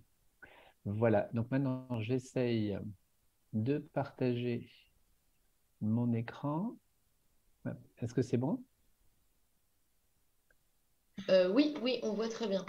Juste sur le sondage, Pierre, je mets fin aux résultats et on partagera les résultats à la fin. C'est comme ça que vous voulez. Ah oui. Oui, bah, peut-être, ouais, tout à fait, ouais. On pourra en discuter à la fin. Ouais, ok, très bien. Voilà, donc alors, je vais peut-être commencer par une note optimiste, puisque en fait, c'est pas toujours en ce moment dans une période souvent un peu déprimante. Et je pense qu'on est en train de vivre une période assez remarquable où il nous a offert la possibilité d'éliminer, alors c'est au sens de l'OMS, hein, c'est-à-dire en termes de santé publique, ce cancer qui est un des premiers cancers féminins dans beaucoup de pays à ressources limitées, et donc comme vous l'avez compris, en particulier chez les femmes vivant avec le VIH. Et donc, comme l'a bien expliqué Déborah tout à l'heure, pour cela, l'OMS a fait un appel et propose un cadre stratégique avec 3 grands piliers stratégiques: la vaccination dont on a beaucoup parlé, le dépistage et le traitement des femmes avec un dépistage ou une lésion, un dépistage positif ou une lésion. Alors, je vais juste dire un mot. Pourquoi est-ce que le dépistage reste important malgré l'efficacité de la vaccination? Cette courbe, elle représente l'évolution de la mortalité liée au cancer du col si on atteignait les objectifs proposés par l'OMS en termes de vaccination. Donc, on voit que vers la fin 2080 ou la fin du siècle, on obtiendrait une mortalité très basse. Mais voilà, ces courbes montrent ce qui se passe si on ajoute à cette vaccination le dépistage. Et en fait, la modélisation, hein, donc c'est une estimation, mais estime qu'il y aurait au moins 12 millions de morts évitées grâce à ce dépistage. Donc ça reste quelque chose d'important, même si on sait bien qu'au fur et à mesure que les cohortes vaccinées vont apparaître, le dépistage sera peut-être moins au premier plan. Alors, je vais parler donc exclusivement du dépistage chez les femmes en parlant à la fois des stratégies actuelles et puis en essayant aussi de parler un petit peu des perspectives et avec un focus plutôt pays à ressources limitées. Et je dirais aussi un petit mot sur la prise en charge, mais ce sera assez succinct parce que faute de temps, c'est un sujet très vaste. Voilà. Et je vais commencer en prenant juste quelques minutes pour revenir alors, sur des aspects de l'histoire naturelle du cancer du col, même si Didier et Déborah en ont beaucoup parlé déjà. Donc, vous avez bien compris que la quasi-totalité des cancers du col sont liés à l'infection persistante par l'HPV. L'HPV est transmis par voie sexuelle, hein, c'est l'IST la plus fréquente. Et à l'occasion de lésions de l'épithélium cervical, il va commencer à infecter les cellules basales. En général, dans la majorité des cas, chez la plupart des femmes, l'HPV va être éliminé ou contrôlé par notre système immunitaire. Et donc, lorsqu'elle a resté sous forme d'une infection latente très localisée. Mais chez certaines femmes, et en particulier chez les femmes immunodéprimées, donc, dont font partie les femmes vivant avec le VIH, le virus peut persister et surtout échapper au contrôle immunologique. Alors, il va utiliser deux protéines qui vont lui permettre en fait de lever les mécanismes de contrôle qui portent sur la réplication des cellulaires, et il va utiliser les cellules qu'il a infectées pour se répliquer lui-même. Et ces deux protéines sont importantes parce qu'elles vont être la cible de pas mal de tests de dépistage. Il s'agit de la protéine E6 qui contrôle la protéine P53. C'est un détail, elle contrôle en fait l'apoptose, c'est-à-dire le fait que les cellules meurent, et puis la protéine E7 qui, elle, contrôle en fait, va bloquer en fait des protéines qui bloquent qui régulent en fait la multiplication cellulaire. Donc, ce qui est important, c'est que ces deux oncoprotéines vont contribuer à la prolifération des cellules basales, hein, et donc ça va permettre au virus de se répliquer, mais ça va faire aussi que petit à petit, comme la réplication n'est plus contrôlée ou moins bien contrôlée, des anomalies vont apparaître, vont s'accumuler, et à terme, il peut y avoir apparition d'un cancer. Alors, ce qui est très important à comprendre, c'est que entre l'infection HPV initiale et l'apparition d'un cancer, on parle de plusieurs dizaines d'années. Et au tout début, les anomalies sont confinées dans la partie très basale de l'épithélium, tout en bas. Donc, les méthodes, les anomalies sont difficiles à voir. Par contre, les tests HPV, eux, peuvent détecter très précocement le processus. Voilà, donc, pour revenir à l'élimination du cancer du col, l'OMS a basé sa stratégie sur le dépistage en utilisant des tests HPV, car cette méthode de dépistage est très sensible pour identifier les femmes à risque de cancer du col. C'est-à-dire qu'elle ne va pas louper de femmes qui seraient à risque de cancer du col. Mais avant de parler des tests HPV, qui va être un peu le centre de la discussion, je voudrais juste revenir sur les méthodes de dépistage visuel du cancer du col, comme l'inspection visuelle après coloration à l'acide acétique, parce que pendant longtemps, ça a été l'axe central de la stratégie dépistage dans les pays à ressources limitées. Alors, il y a eu plusieurs grandes études qui ont évalué l'efficacité de ces approches et qui ont montré que globalement, l'inspection visuelle par coloration avec l'acide acétique permettait une réduction de la mortalité chez les femmes par rapport par rapport à un groupe témoin. Mais ces résultats sont assez hétérogènes. Globalement, on estime qu'avec un clinicien bien formé, la sensibilité de l'inspection visuelle pour détecter des lésions précancéreuses serait aux alentours de 70%. Et cette sensibilité, elle peut être améliorée si on combine la coloration avec l'acide acétique, avec celle par le Lugol. Donc ça, c'est la diapo de droite. Voilà.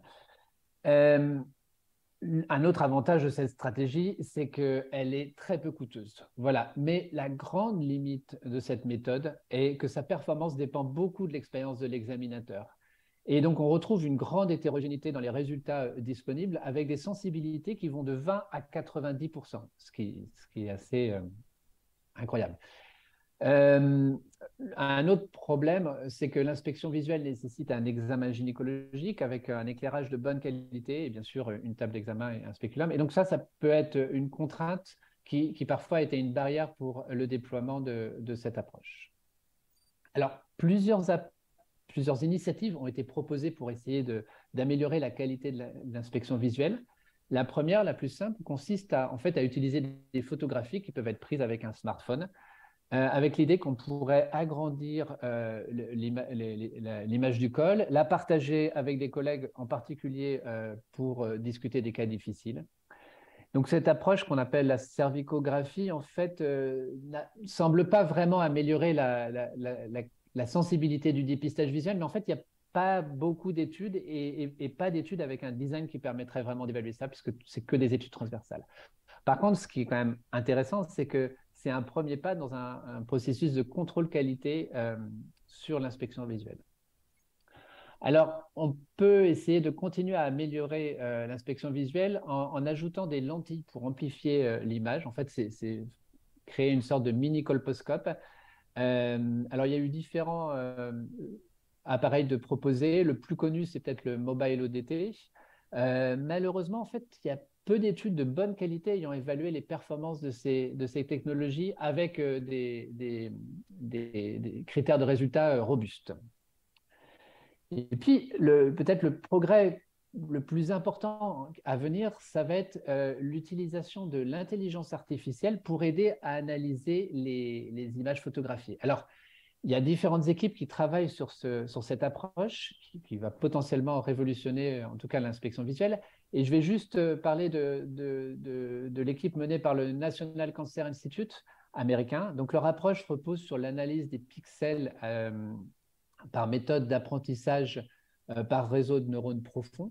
Voilà, donc ce qu'il faut retenir peut-être, c'est qu'ils ont obtenu des résultats préliminaires très prometteurs avec une capacité de discrimination de leur algorithme qui était supérieure à celle soit du frottis, soit d'experts.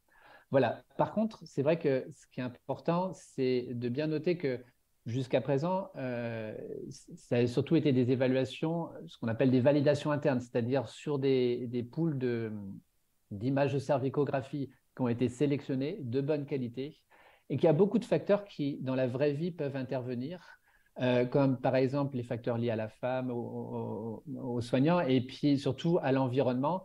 Ça peut être un éclairage qui est insuffisant, un appareil photo de mauvaise qualité, et puis donc il peut y avoir des variations anatomiques ou une patiente qui a une cervicite. Donc tout ça pour dire qu'il y a encore beaucoup de travail à faire pour valider cette méthode. Et d'ailleurs, le groupe du NCI est à la recherche et de données et de partenariats pour avancer sur cette question. Voilà, donc je vais revenir maintenant sur le test HPV.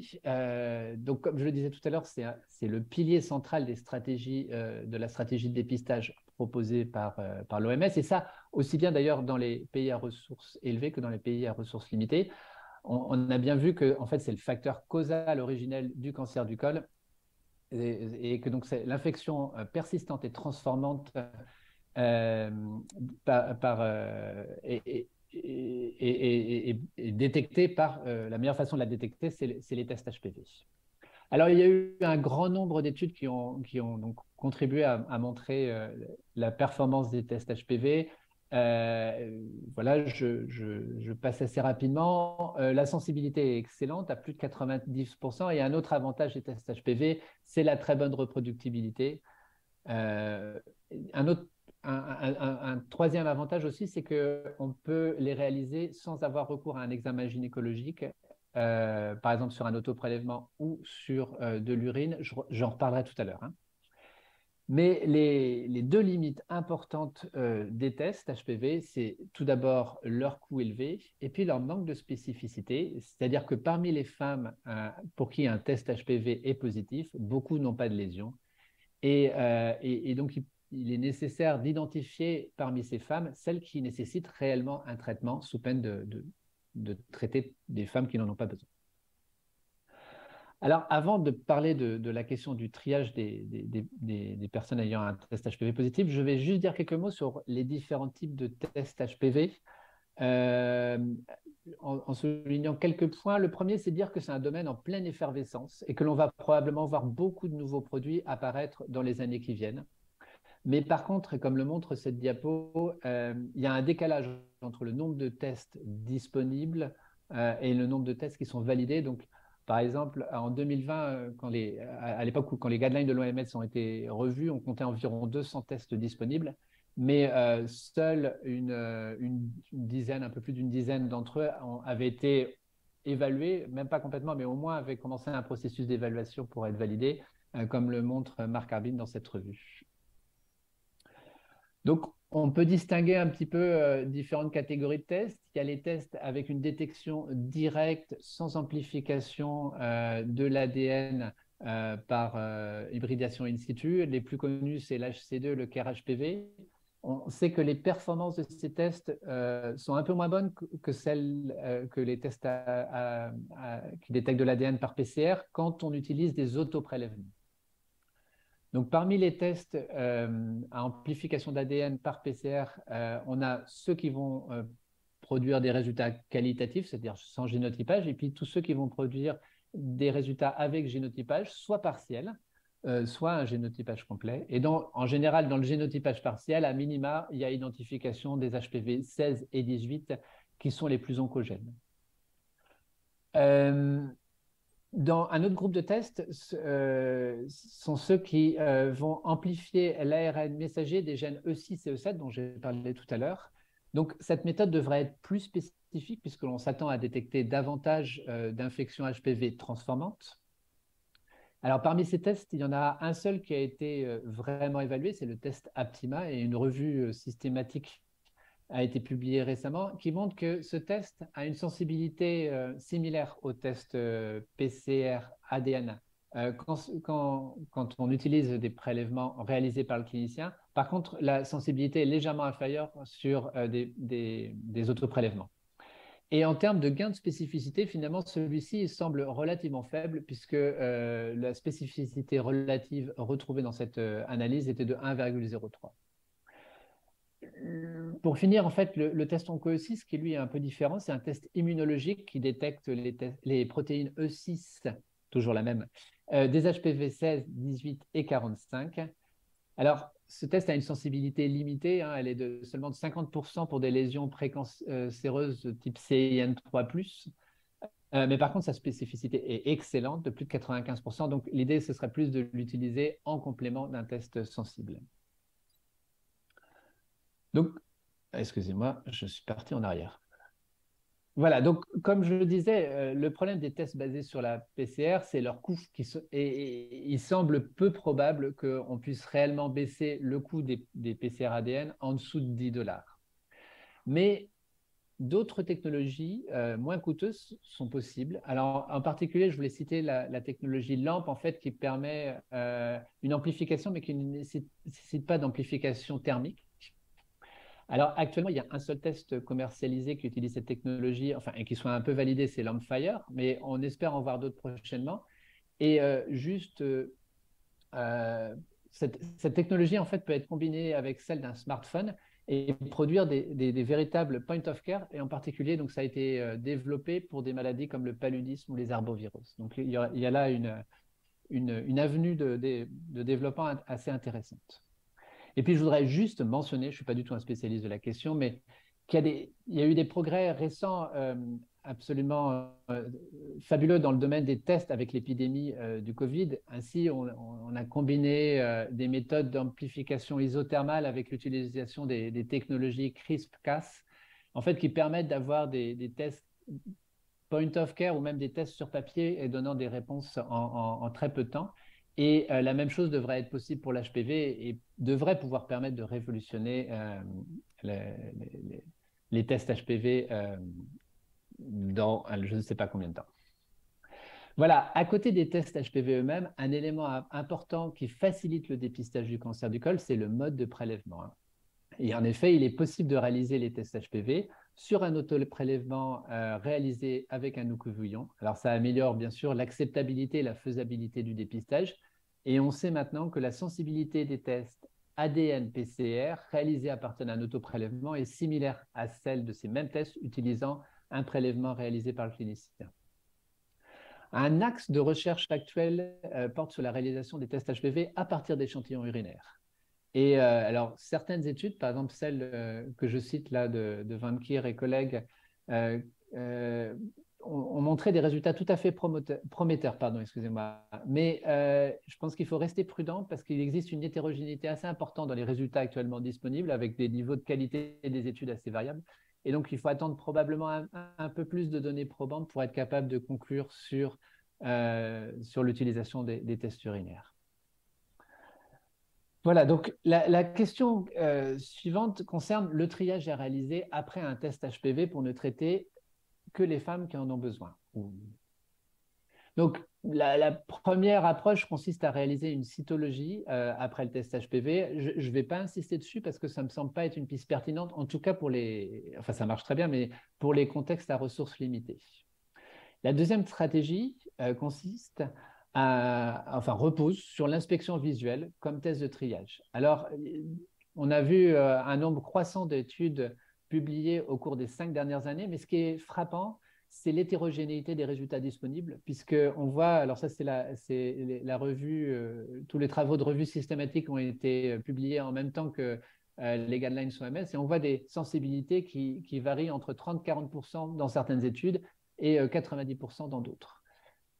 Les performances du triage par inspection visuelle semblent un peu moins bonnes chez les femmes vivant avec le VIH, comme l'indique en fait une revue récente publiée par Helen Kelly. Mais je pense qu'il est possible que ces résultats changent un peu parce que tout d'abord, il y a des recherches en faveur de l'adaptation des critères de l'inspection visuelle pour les simplifier, comme cela a été proposé par exemple par Patrick Pétignat. Et ensuite, bien sûr, l'utilisation de l'intelligence artificielle pour aider l'inspection visuelle devrait améliorer les performances de l'inspection visuelle comme triage. Et plusieurs études sont planifiées et on devrait avoir de nouveaux résultats disponibles prochainement.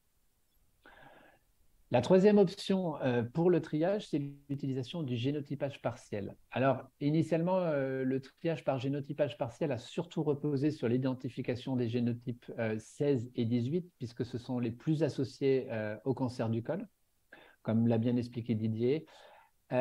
Toutefois, la sensibilité pour détecter les lésions CIN de ce triage est relativement médiocre. Et puis donc, on a bien vu, Didier et Déborah en ont parlé, qu'il est possible qu'il y ait d'autres génotypes qui soient associés au cancer dans d'autres zones géographiques comme l'Afrique. Donc, ça fait envisager d'autres approches. Alors, la première, consiste à étendre les génotypes considérés. Et donc, par exemple, dans le cadre du GenExpert, certaines équipes ont ajouté les HPV 31, 33, dont on sait qu'ils sont assez associés au cancer, 39, 52, 58, il n'y a pas le 35.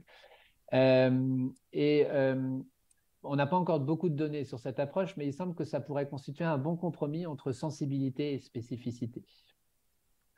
L'autre amélioration possible du génotypage partiel, ce serait de considérer un second test de triage chez les femmes qui n'ont pas un HPV 16-18.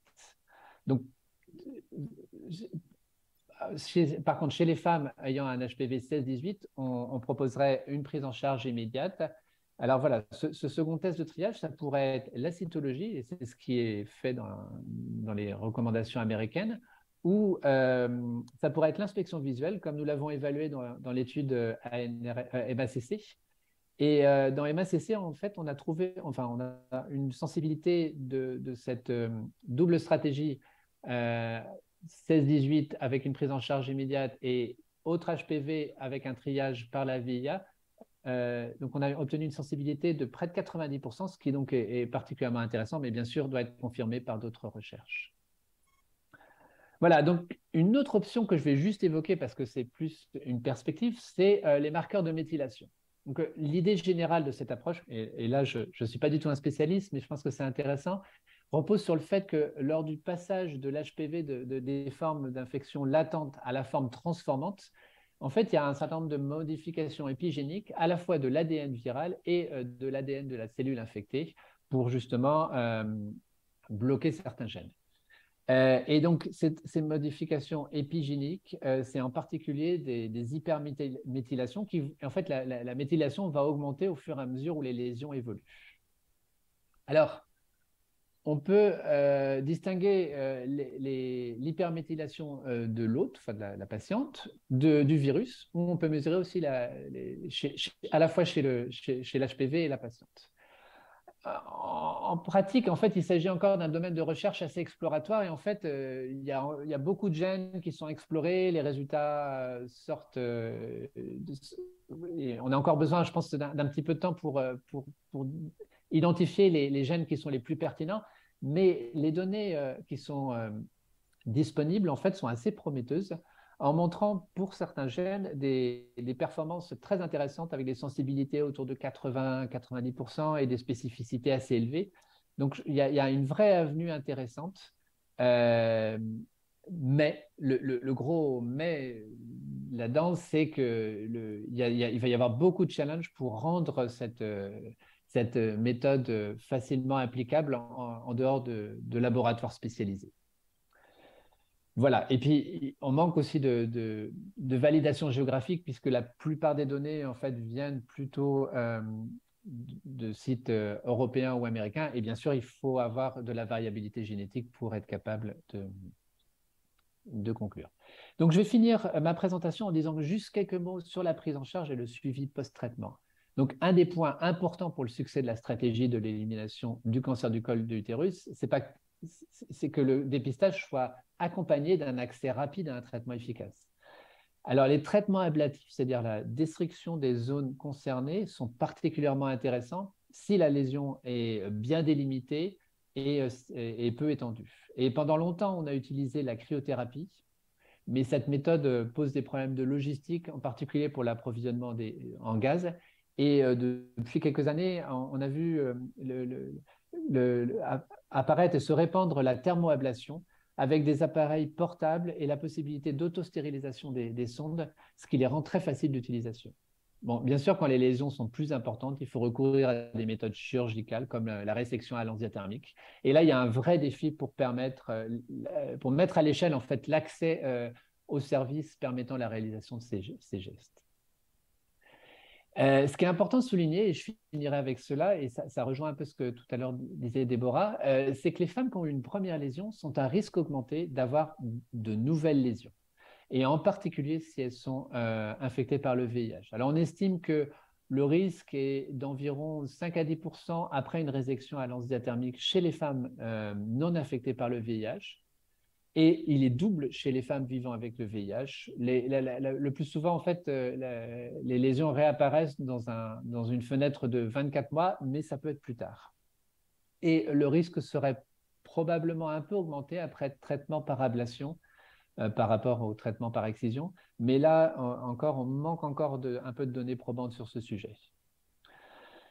Alors, le test HPV réalisé après le traitement, 1 ou 2 ans après le traitement, ça peut être un bon marqueur de guérison car il a une forte valeur prédictive négative, c'est-à-dire qu'on peut dire avec certitude qu'une femme redevenue HPV négative peut retourner à un suivi plus espacé, normal, qu'elle est guérie. Mais chez les femmes vivant avec le VIH, le souci, c'est que la clairance HPV est moins bonne et donc il reste vraiment à déterminer les modalités de suivi et puis éventuellement à identifier des marqueurs de guérison alternatifs. Voilà, donc en résumé, donc on est vraiment dans une période particulièrement excitante où on a vraiment l'opportunité d'éliminer un problème de santé publique et on dispose d'un arsenal d'outils disponibles qui est en train de s'enrichir. Toutefois, il reste à déterminer justement quand et comment les utiliser et surtout comment les combiner pour avoir des séquences de dépistage qui soient efficaces, simples et adaptées au contexte. Je pense qu'un vrai défi qui reste, c'est de développer des véritables tests point of care, c'est-à-dire qu'ils soient utilisables sans électricité, qu'ils soient robustes et qu'on puisse déplacer et qu'ils soient pas chers. Et puis enfin, il faut reconnaître que l'aspect prise en charge en fait et traitement avance moins vite que le dépistage et que des efforts sont à réaliser là-dessus parce qu'on ne peut pas avoir un dépistage très performant et une prise en charge défaillante d'ailleurs, on n'aurait pas résolu le problème. Voilà, je vous remercie beaucoup et puis je serai donc ravi de répondre aux questions, de discuter.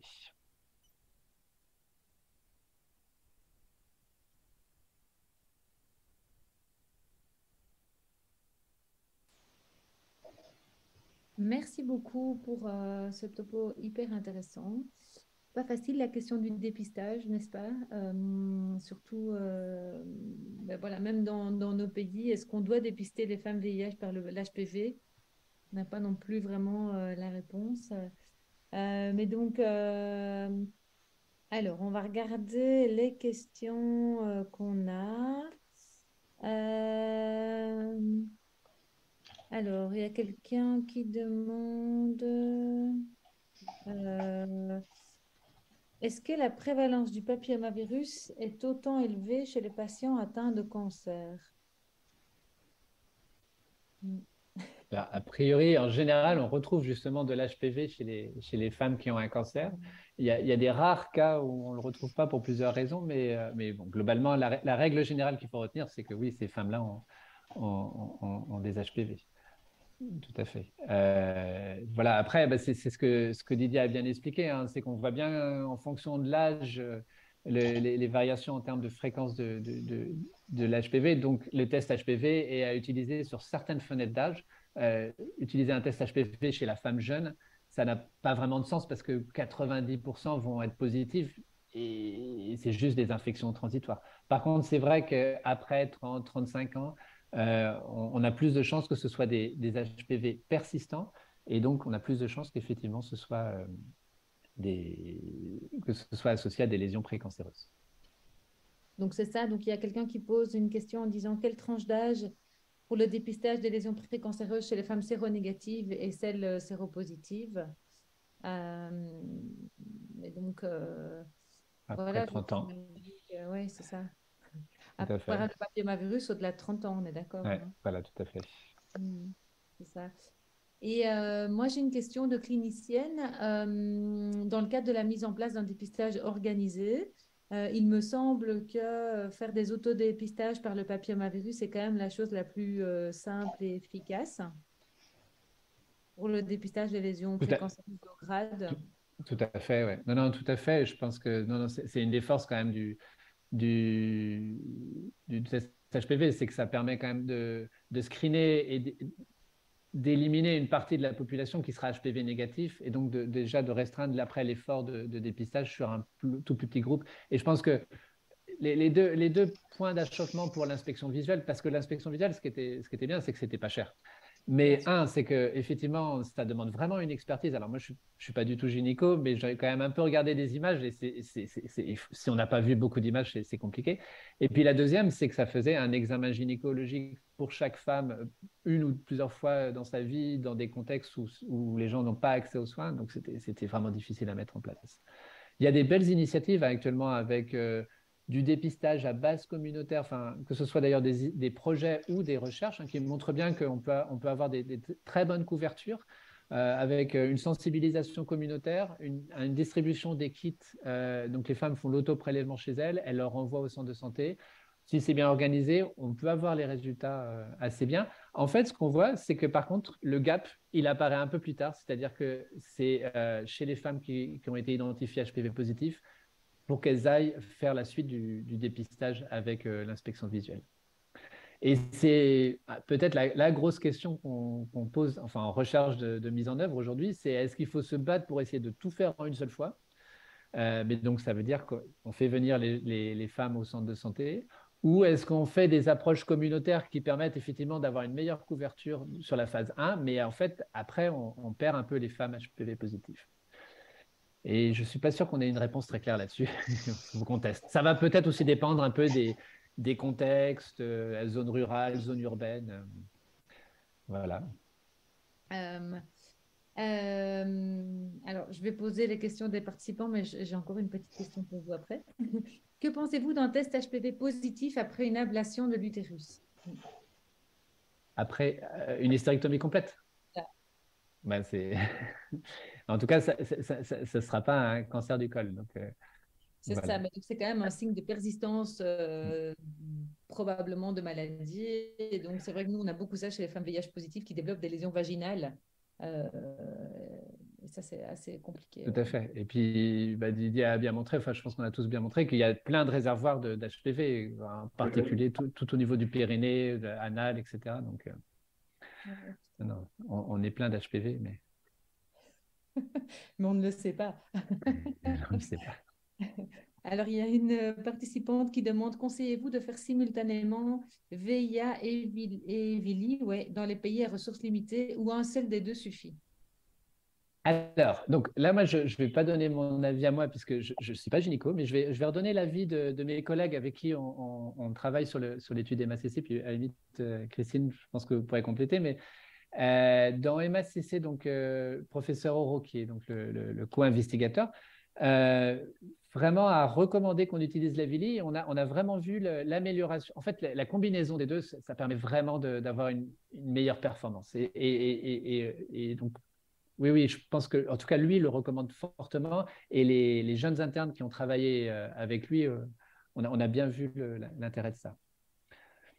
Moi, je peux compléter un petit peu. Moi, je fais des colposcopies, donc bon, juste regarder le col avec un microscope, hein. On en fait toute une histoire, mais voilà. Mais clairement, moi, j'aime bien compléter mon examen. Alors, c'est pas la même chose que VIA et VILI, mais avec du Lugol, évidemment, pour identifier mes lésions, etc. Et je trouve que ça apporte un plus.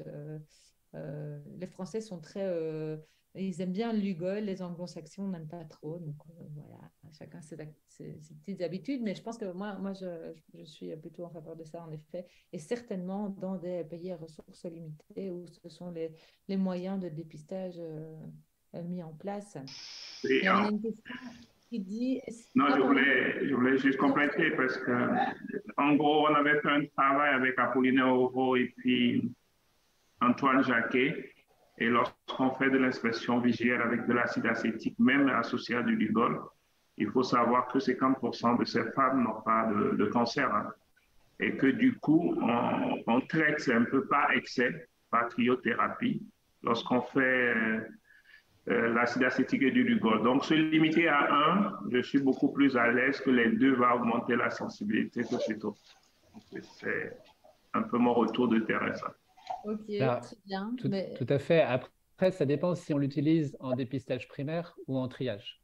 Oui, Et c'est ça voilà, que je n'ai pas vraiment développé, mais c'est vrai que la réflexion, elle a changé probablement beaucoup entre le dépistage primaire où on ne voulait pas trop surtraiter et en triage où on sait que quand même il y a une probabilité, enfin on va faire une inspection visuelle chez des femmes qui sont HPV positives, alors encore plus quand elles sont infectées par le VIH, donc il y a une probabilité a priori quand même assez forte qui est quelque chose d'ailleurs. Et donc en abaissant le niveau des critères, c'est vrai qu'on a tendance, on améliore vraiment les performances de l'inspection visuelle. Moi, je voulais parler des traitements et des récidives après traitement, qui sont quand même un énorme problème, surtout chez ces femmes qui, malheureusement, n'arrivent pas à bien contrôler leur VIH. Voilà, dans nos pays européens, on arrive, enfin voilà, on essaye de travailler sur l'adhérence au traitement et à la trithérapie avant parfois de retraiter et de refaire des ablations, surtout chez ces femmes jeunes qui veulent avoir des enfants. Mais en tout cas, je n'ai pas la solution, hein, mais je soulève cette problématique qui nous touche quand même de façon très fréquente. Voilà. Ouais, non, c'est un vrai problème. Alors, c'est une question qui a un peu émergé. C'est un peu le défaut, c'est qu'on a attaqué le dépistage plutôt sur l'approche OMS en ayant un discours qui était de dire, voilà, on va dépister, on va traiter, et puis, mesdames, vous allez aller beaucoup mieux. Et en fait, le problème, c'est que c'est pas vrai pour les femmes qu'on a traitées, et que donc on a rechanger le discours après en leur disant bah, en fait, il faudrait que vous reveniez à 6 mois, 1 an, puis peut-être un peu plus souvent parce qu'en plus, chez les femmes vivant avec le VIH, l'HPV persiste. Et donc, on voit bien qu'il y a une incompréhension, que l'adhérence en fait au suivi est un peu compliquée. Alors, on a une postdoc là, en sciences sociales qui va travailler là-dessus, justement, pour essayer de mieux comprendre les représentations des femmes et essayer de voir comment on pourrait justement être un peu plus clair dans le discours initial. Et puis aussi, bah, comment est-ce qu'on peut voilà, améliorer les choses. On sait que de toute façon, c'est jamais très facile pour n'importe qui d'être dans cette période un peu, que ce soit la réémission ou le suivi post-traitement dans le cadre d'un cancer, c'est toujours des choses un peu compliquées parce qu'on est dans l'incertitude. Voilà, donc c'est vrai qu'il y a un vrai axe à la fois en sciences sociales, et puis après, c'est vrai que d'un point de vue plus clinique, c'est pas simple. Justement, Apollinaire Auro me disait qu'en fait, la VIA elle devient ininterprétable après le traitement ablatif, donc on n'a plus beaucoup de choses. Enfin, c'est pas simple de savoir comment suivre en fait. C'est pas simple. Parce qu'après traitement, la colposcopie, enfin en tout cas l'examen est beaucoup plus difficile, tout à fait. Voilà, donc ouais, je pense qu'il y a un vrai domaine de recherche sur lequel il faut qu'on se penche. Alors, il y a des questions en ligne. Est-ce qu'une jeune femme de 20 ans vivant avec le VIH peut éliminer un HPV 18? Probablement. Hein. Oui, je veux bien répondre. Dans certains cas, oui. Dans certains cas, non. Voilà. On sait que on diminue le risque d'infection persistante et de dysplasie liée à ces infections si on est indétectable depuis au moins 2 ans, qu'on a des bons T4, etc. Donc, effectivement, on peut éliminer, mais ça n'est pas systématique. Ce que nous, on a vu dans MACC, je crois que c'est un peu ce qui avait été trouvé dans d'autres études, c'est que ce qui semble être le plus associé au fait d'avoir des lésions précancéreuses, c'est le nadir des CD4. Probablement jusqu'où l'immunosuppression a été, qui explique bien que justement le contrôle immunologique c'est pas fait et que donc les HPV ont pu sortir de ce contrôle. Alors, chez une femme VIH positive, test HPV négatif, après combien de temps elle doit faire le prochain contrôle? Pardon, chez une femme? Une femme VIH positive qui a un test HPV négatif, vous préconisez de faire quoi comme dépistage Alors, l'OMS dit 3 ans, je crois, si je ne me trompe pas. Hein. Voilà. Donc après, ça dépend un petit peu probablement du contexte. Bon, c'est rassurant quand même un test HPV négatif. Après, l'OMS dit 3 ans. Alors, il y a une demande d'aide d'une ONG par rapport à l'approvisionnement de prélèvements autotest HPV. Donc, ça peut-être que vous pourriez voir si vous pouvez travailler avec eux, mais je ne sais pas si vous avez des fonds particuliers. Alors, il y a une équipe, peut-être, j'ai ça, non, il y a l'équipe des Suisses là, des hôpitaux universitaires de Genève qui ont pas mal travaillé sur des dispositifs de prélèvement qui ne soient pas chers, parce que c'est vrai que voilà, donc peut-être ça peut être une bonne piste pour se renseigner, parce qu'on peut faire des choses assez simples avec juste du coton. Le problème, c'est que ça ne se conserve pas très longtemps, mais prélèvement sec, on peut... Donc, nous, on est en train de l'évaluer actuellement, l'autotest à Lomé, mais c'est avec une équipe italienne, donc qui nous a fourni les intrants. Donc, on saura sur 200 HSH. Donc, on fait les prélèvements avec l'autotest à côté et le prélèvement classique, on verra ce que ça va donner en termes de résultats.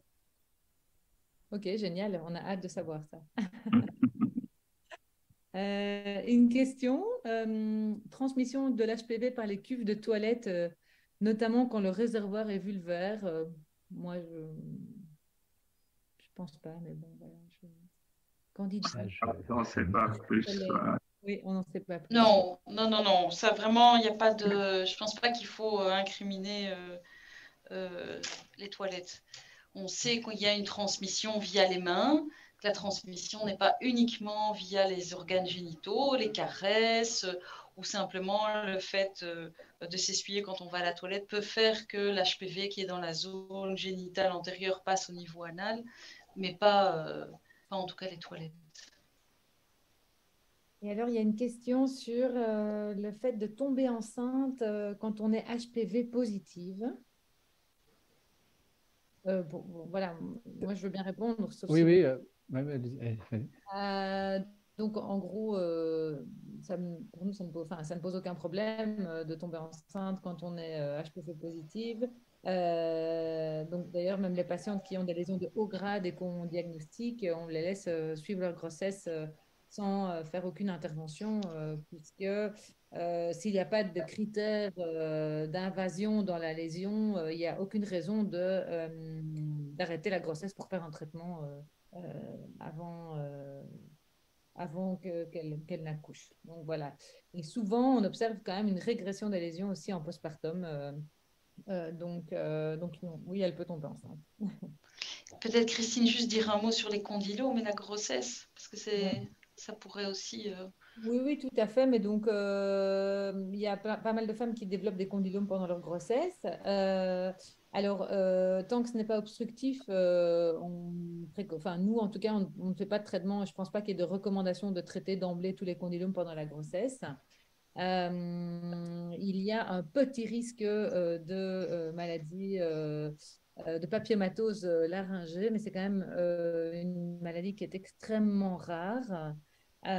Et du coup, nous, on ne préconise pas de faire une césarienne. Et la césarienne n'est pas recommandée en cas de condylome vulvaire ou vaginaux.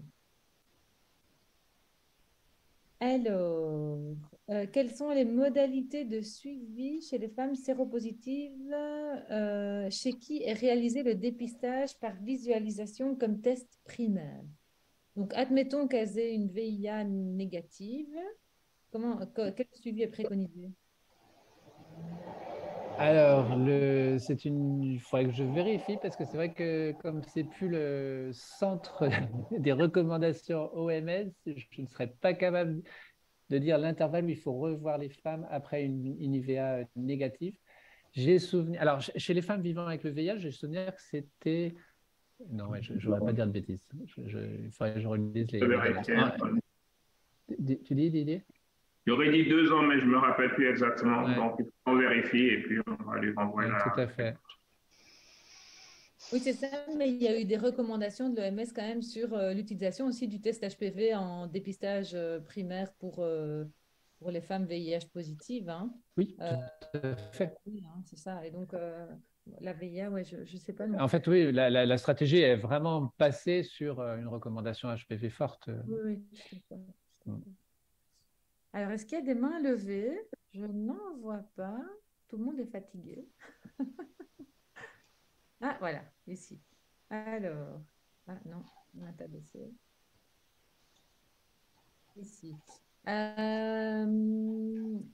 Monsieur ou madame, je ne sais pas, Ndeye Aramedieng, est-ce que vous voulez prendre la parole?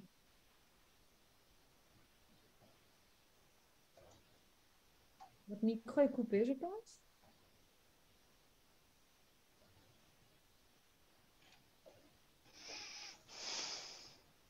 La main a été abaissée.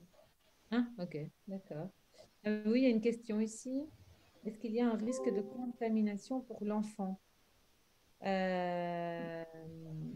Donc, en effet, je réponds ou vous répondez, comme vous voulez.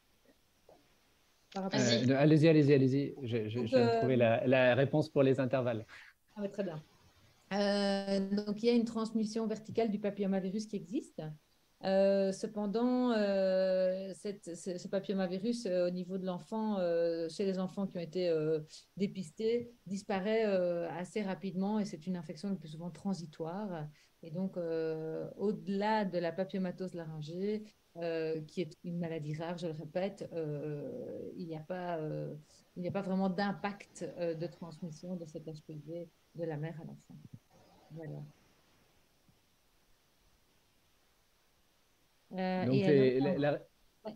la réponse là pour dans les anciennes guidelines, celle de 2014, après une IVA négative, une cytologie négative chez les femmes non infectées par le VIH, c'était tous les 3 à 5 ans. Okay. Voilà, après le test HPV, c'était tous les 5 ans. Et chez les femmes vivant avec le VIH, c'était 3 ans. Après une IVA négative. Ok. Voilà. Très bien, merci beaucoup. Comme ça, on sait. Ça m'a permis de... Tous. Oui, voilà, pour tout le monde, c'est un bon petit refresh. Ouais. Alors, l'influence du papillomavirus sur la femme enceinte et sur le fœtus, premier, deuxième et troisième trimestre, mais donc pour moi, il n'y en a pas. Voilà, il n'y a pas vraiment, il n'y a pas de transmission pendant la grossesse, en fait. Alors, on nous dit qu'il reste 3 minutes. Je ne sais pas si vous voulez faire une petite conclusion de tous ces topos hyper intéressants. Je crois que tout le monde est intéressé d'avoir accès à vos présentations. Je ne sais pas si ça c'est possible. Oui, je crois que c'est prévu. Théoriquement, oui, hein. C'est prévu, non? Je pense que c'est prévu, ouais. Génial. Mais donc, en effet, hein, on aimerait tous que les buts, les objectifs de l'OMS soient atteints, n'est-ce pas, hein, pour une diminution drastique de ce cancer qui finalement est un cancer qui est accessible à la prévention, ce qui est un truc quand même assez... Enfin, vous allez me dire tous les autres cancers, il faut arrêter de fumer, etc. Mais là, vraiment, on a des armes pour diminuer drastiquement la prévalence et l'incidence de ces pathologies liées au papillomavirus. Ce serait super si on pouvait arriver à les implémenter. Voilà, moi, c'est le petit mot que je voulais dire. Et je voulais dire que c'était hyper intéressant. Merci beaucoup. Et encore désolée pour mon retard. Voilà. Mais non, merci, c'est vrai que c'était très Merci, intéressant merci d'avoir ces beaucoup. partages. Merci à tous. Merci. Merci. Bonne soirée à Merci tout le monde. beaucoup. Bonne soirée à Au tout le revoir. monde. Merci. À Au revoir, bientôt. merci. Au revoir. Au revoir.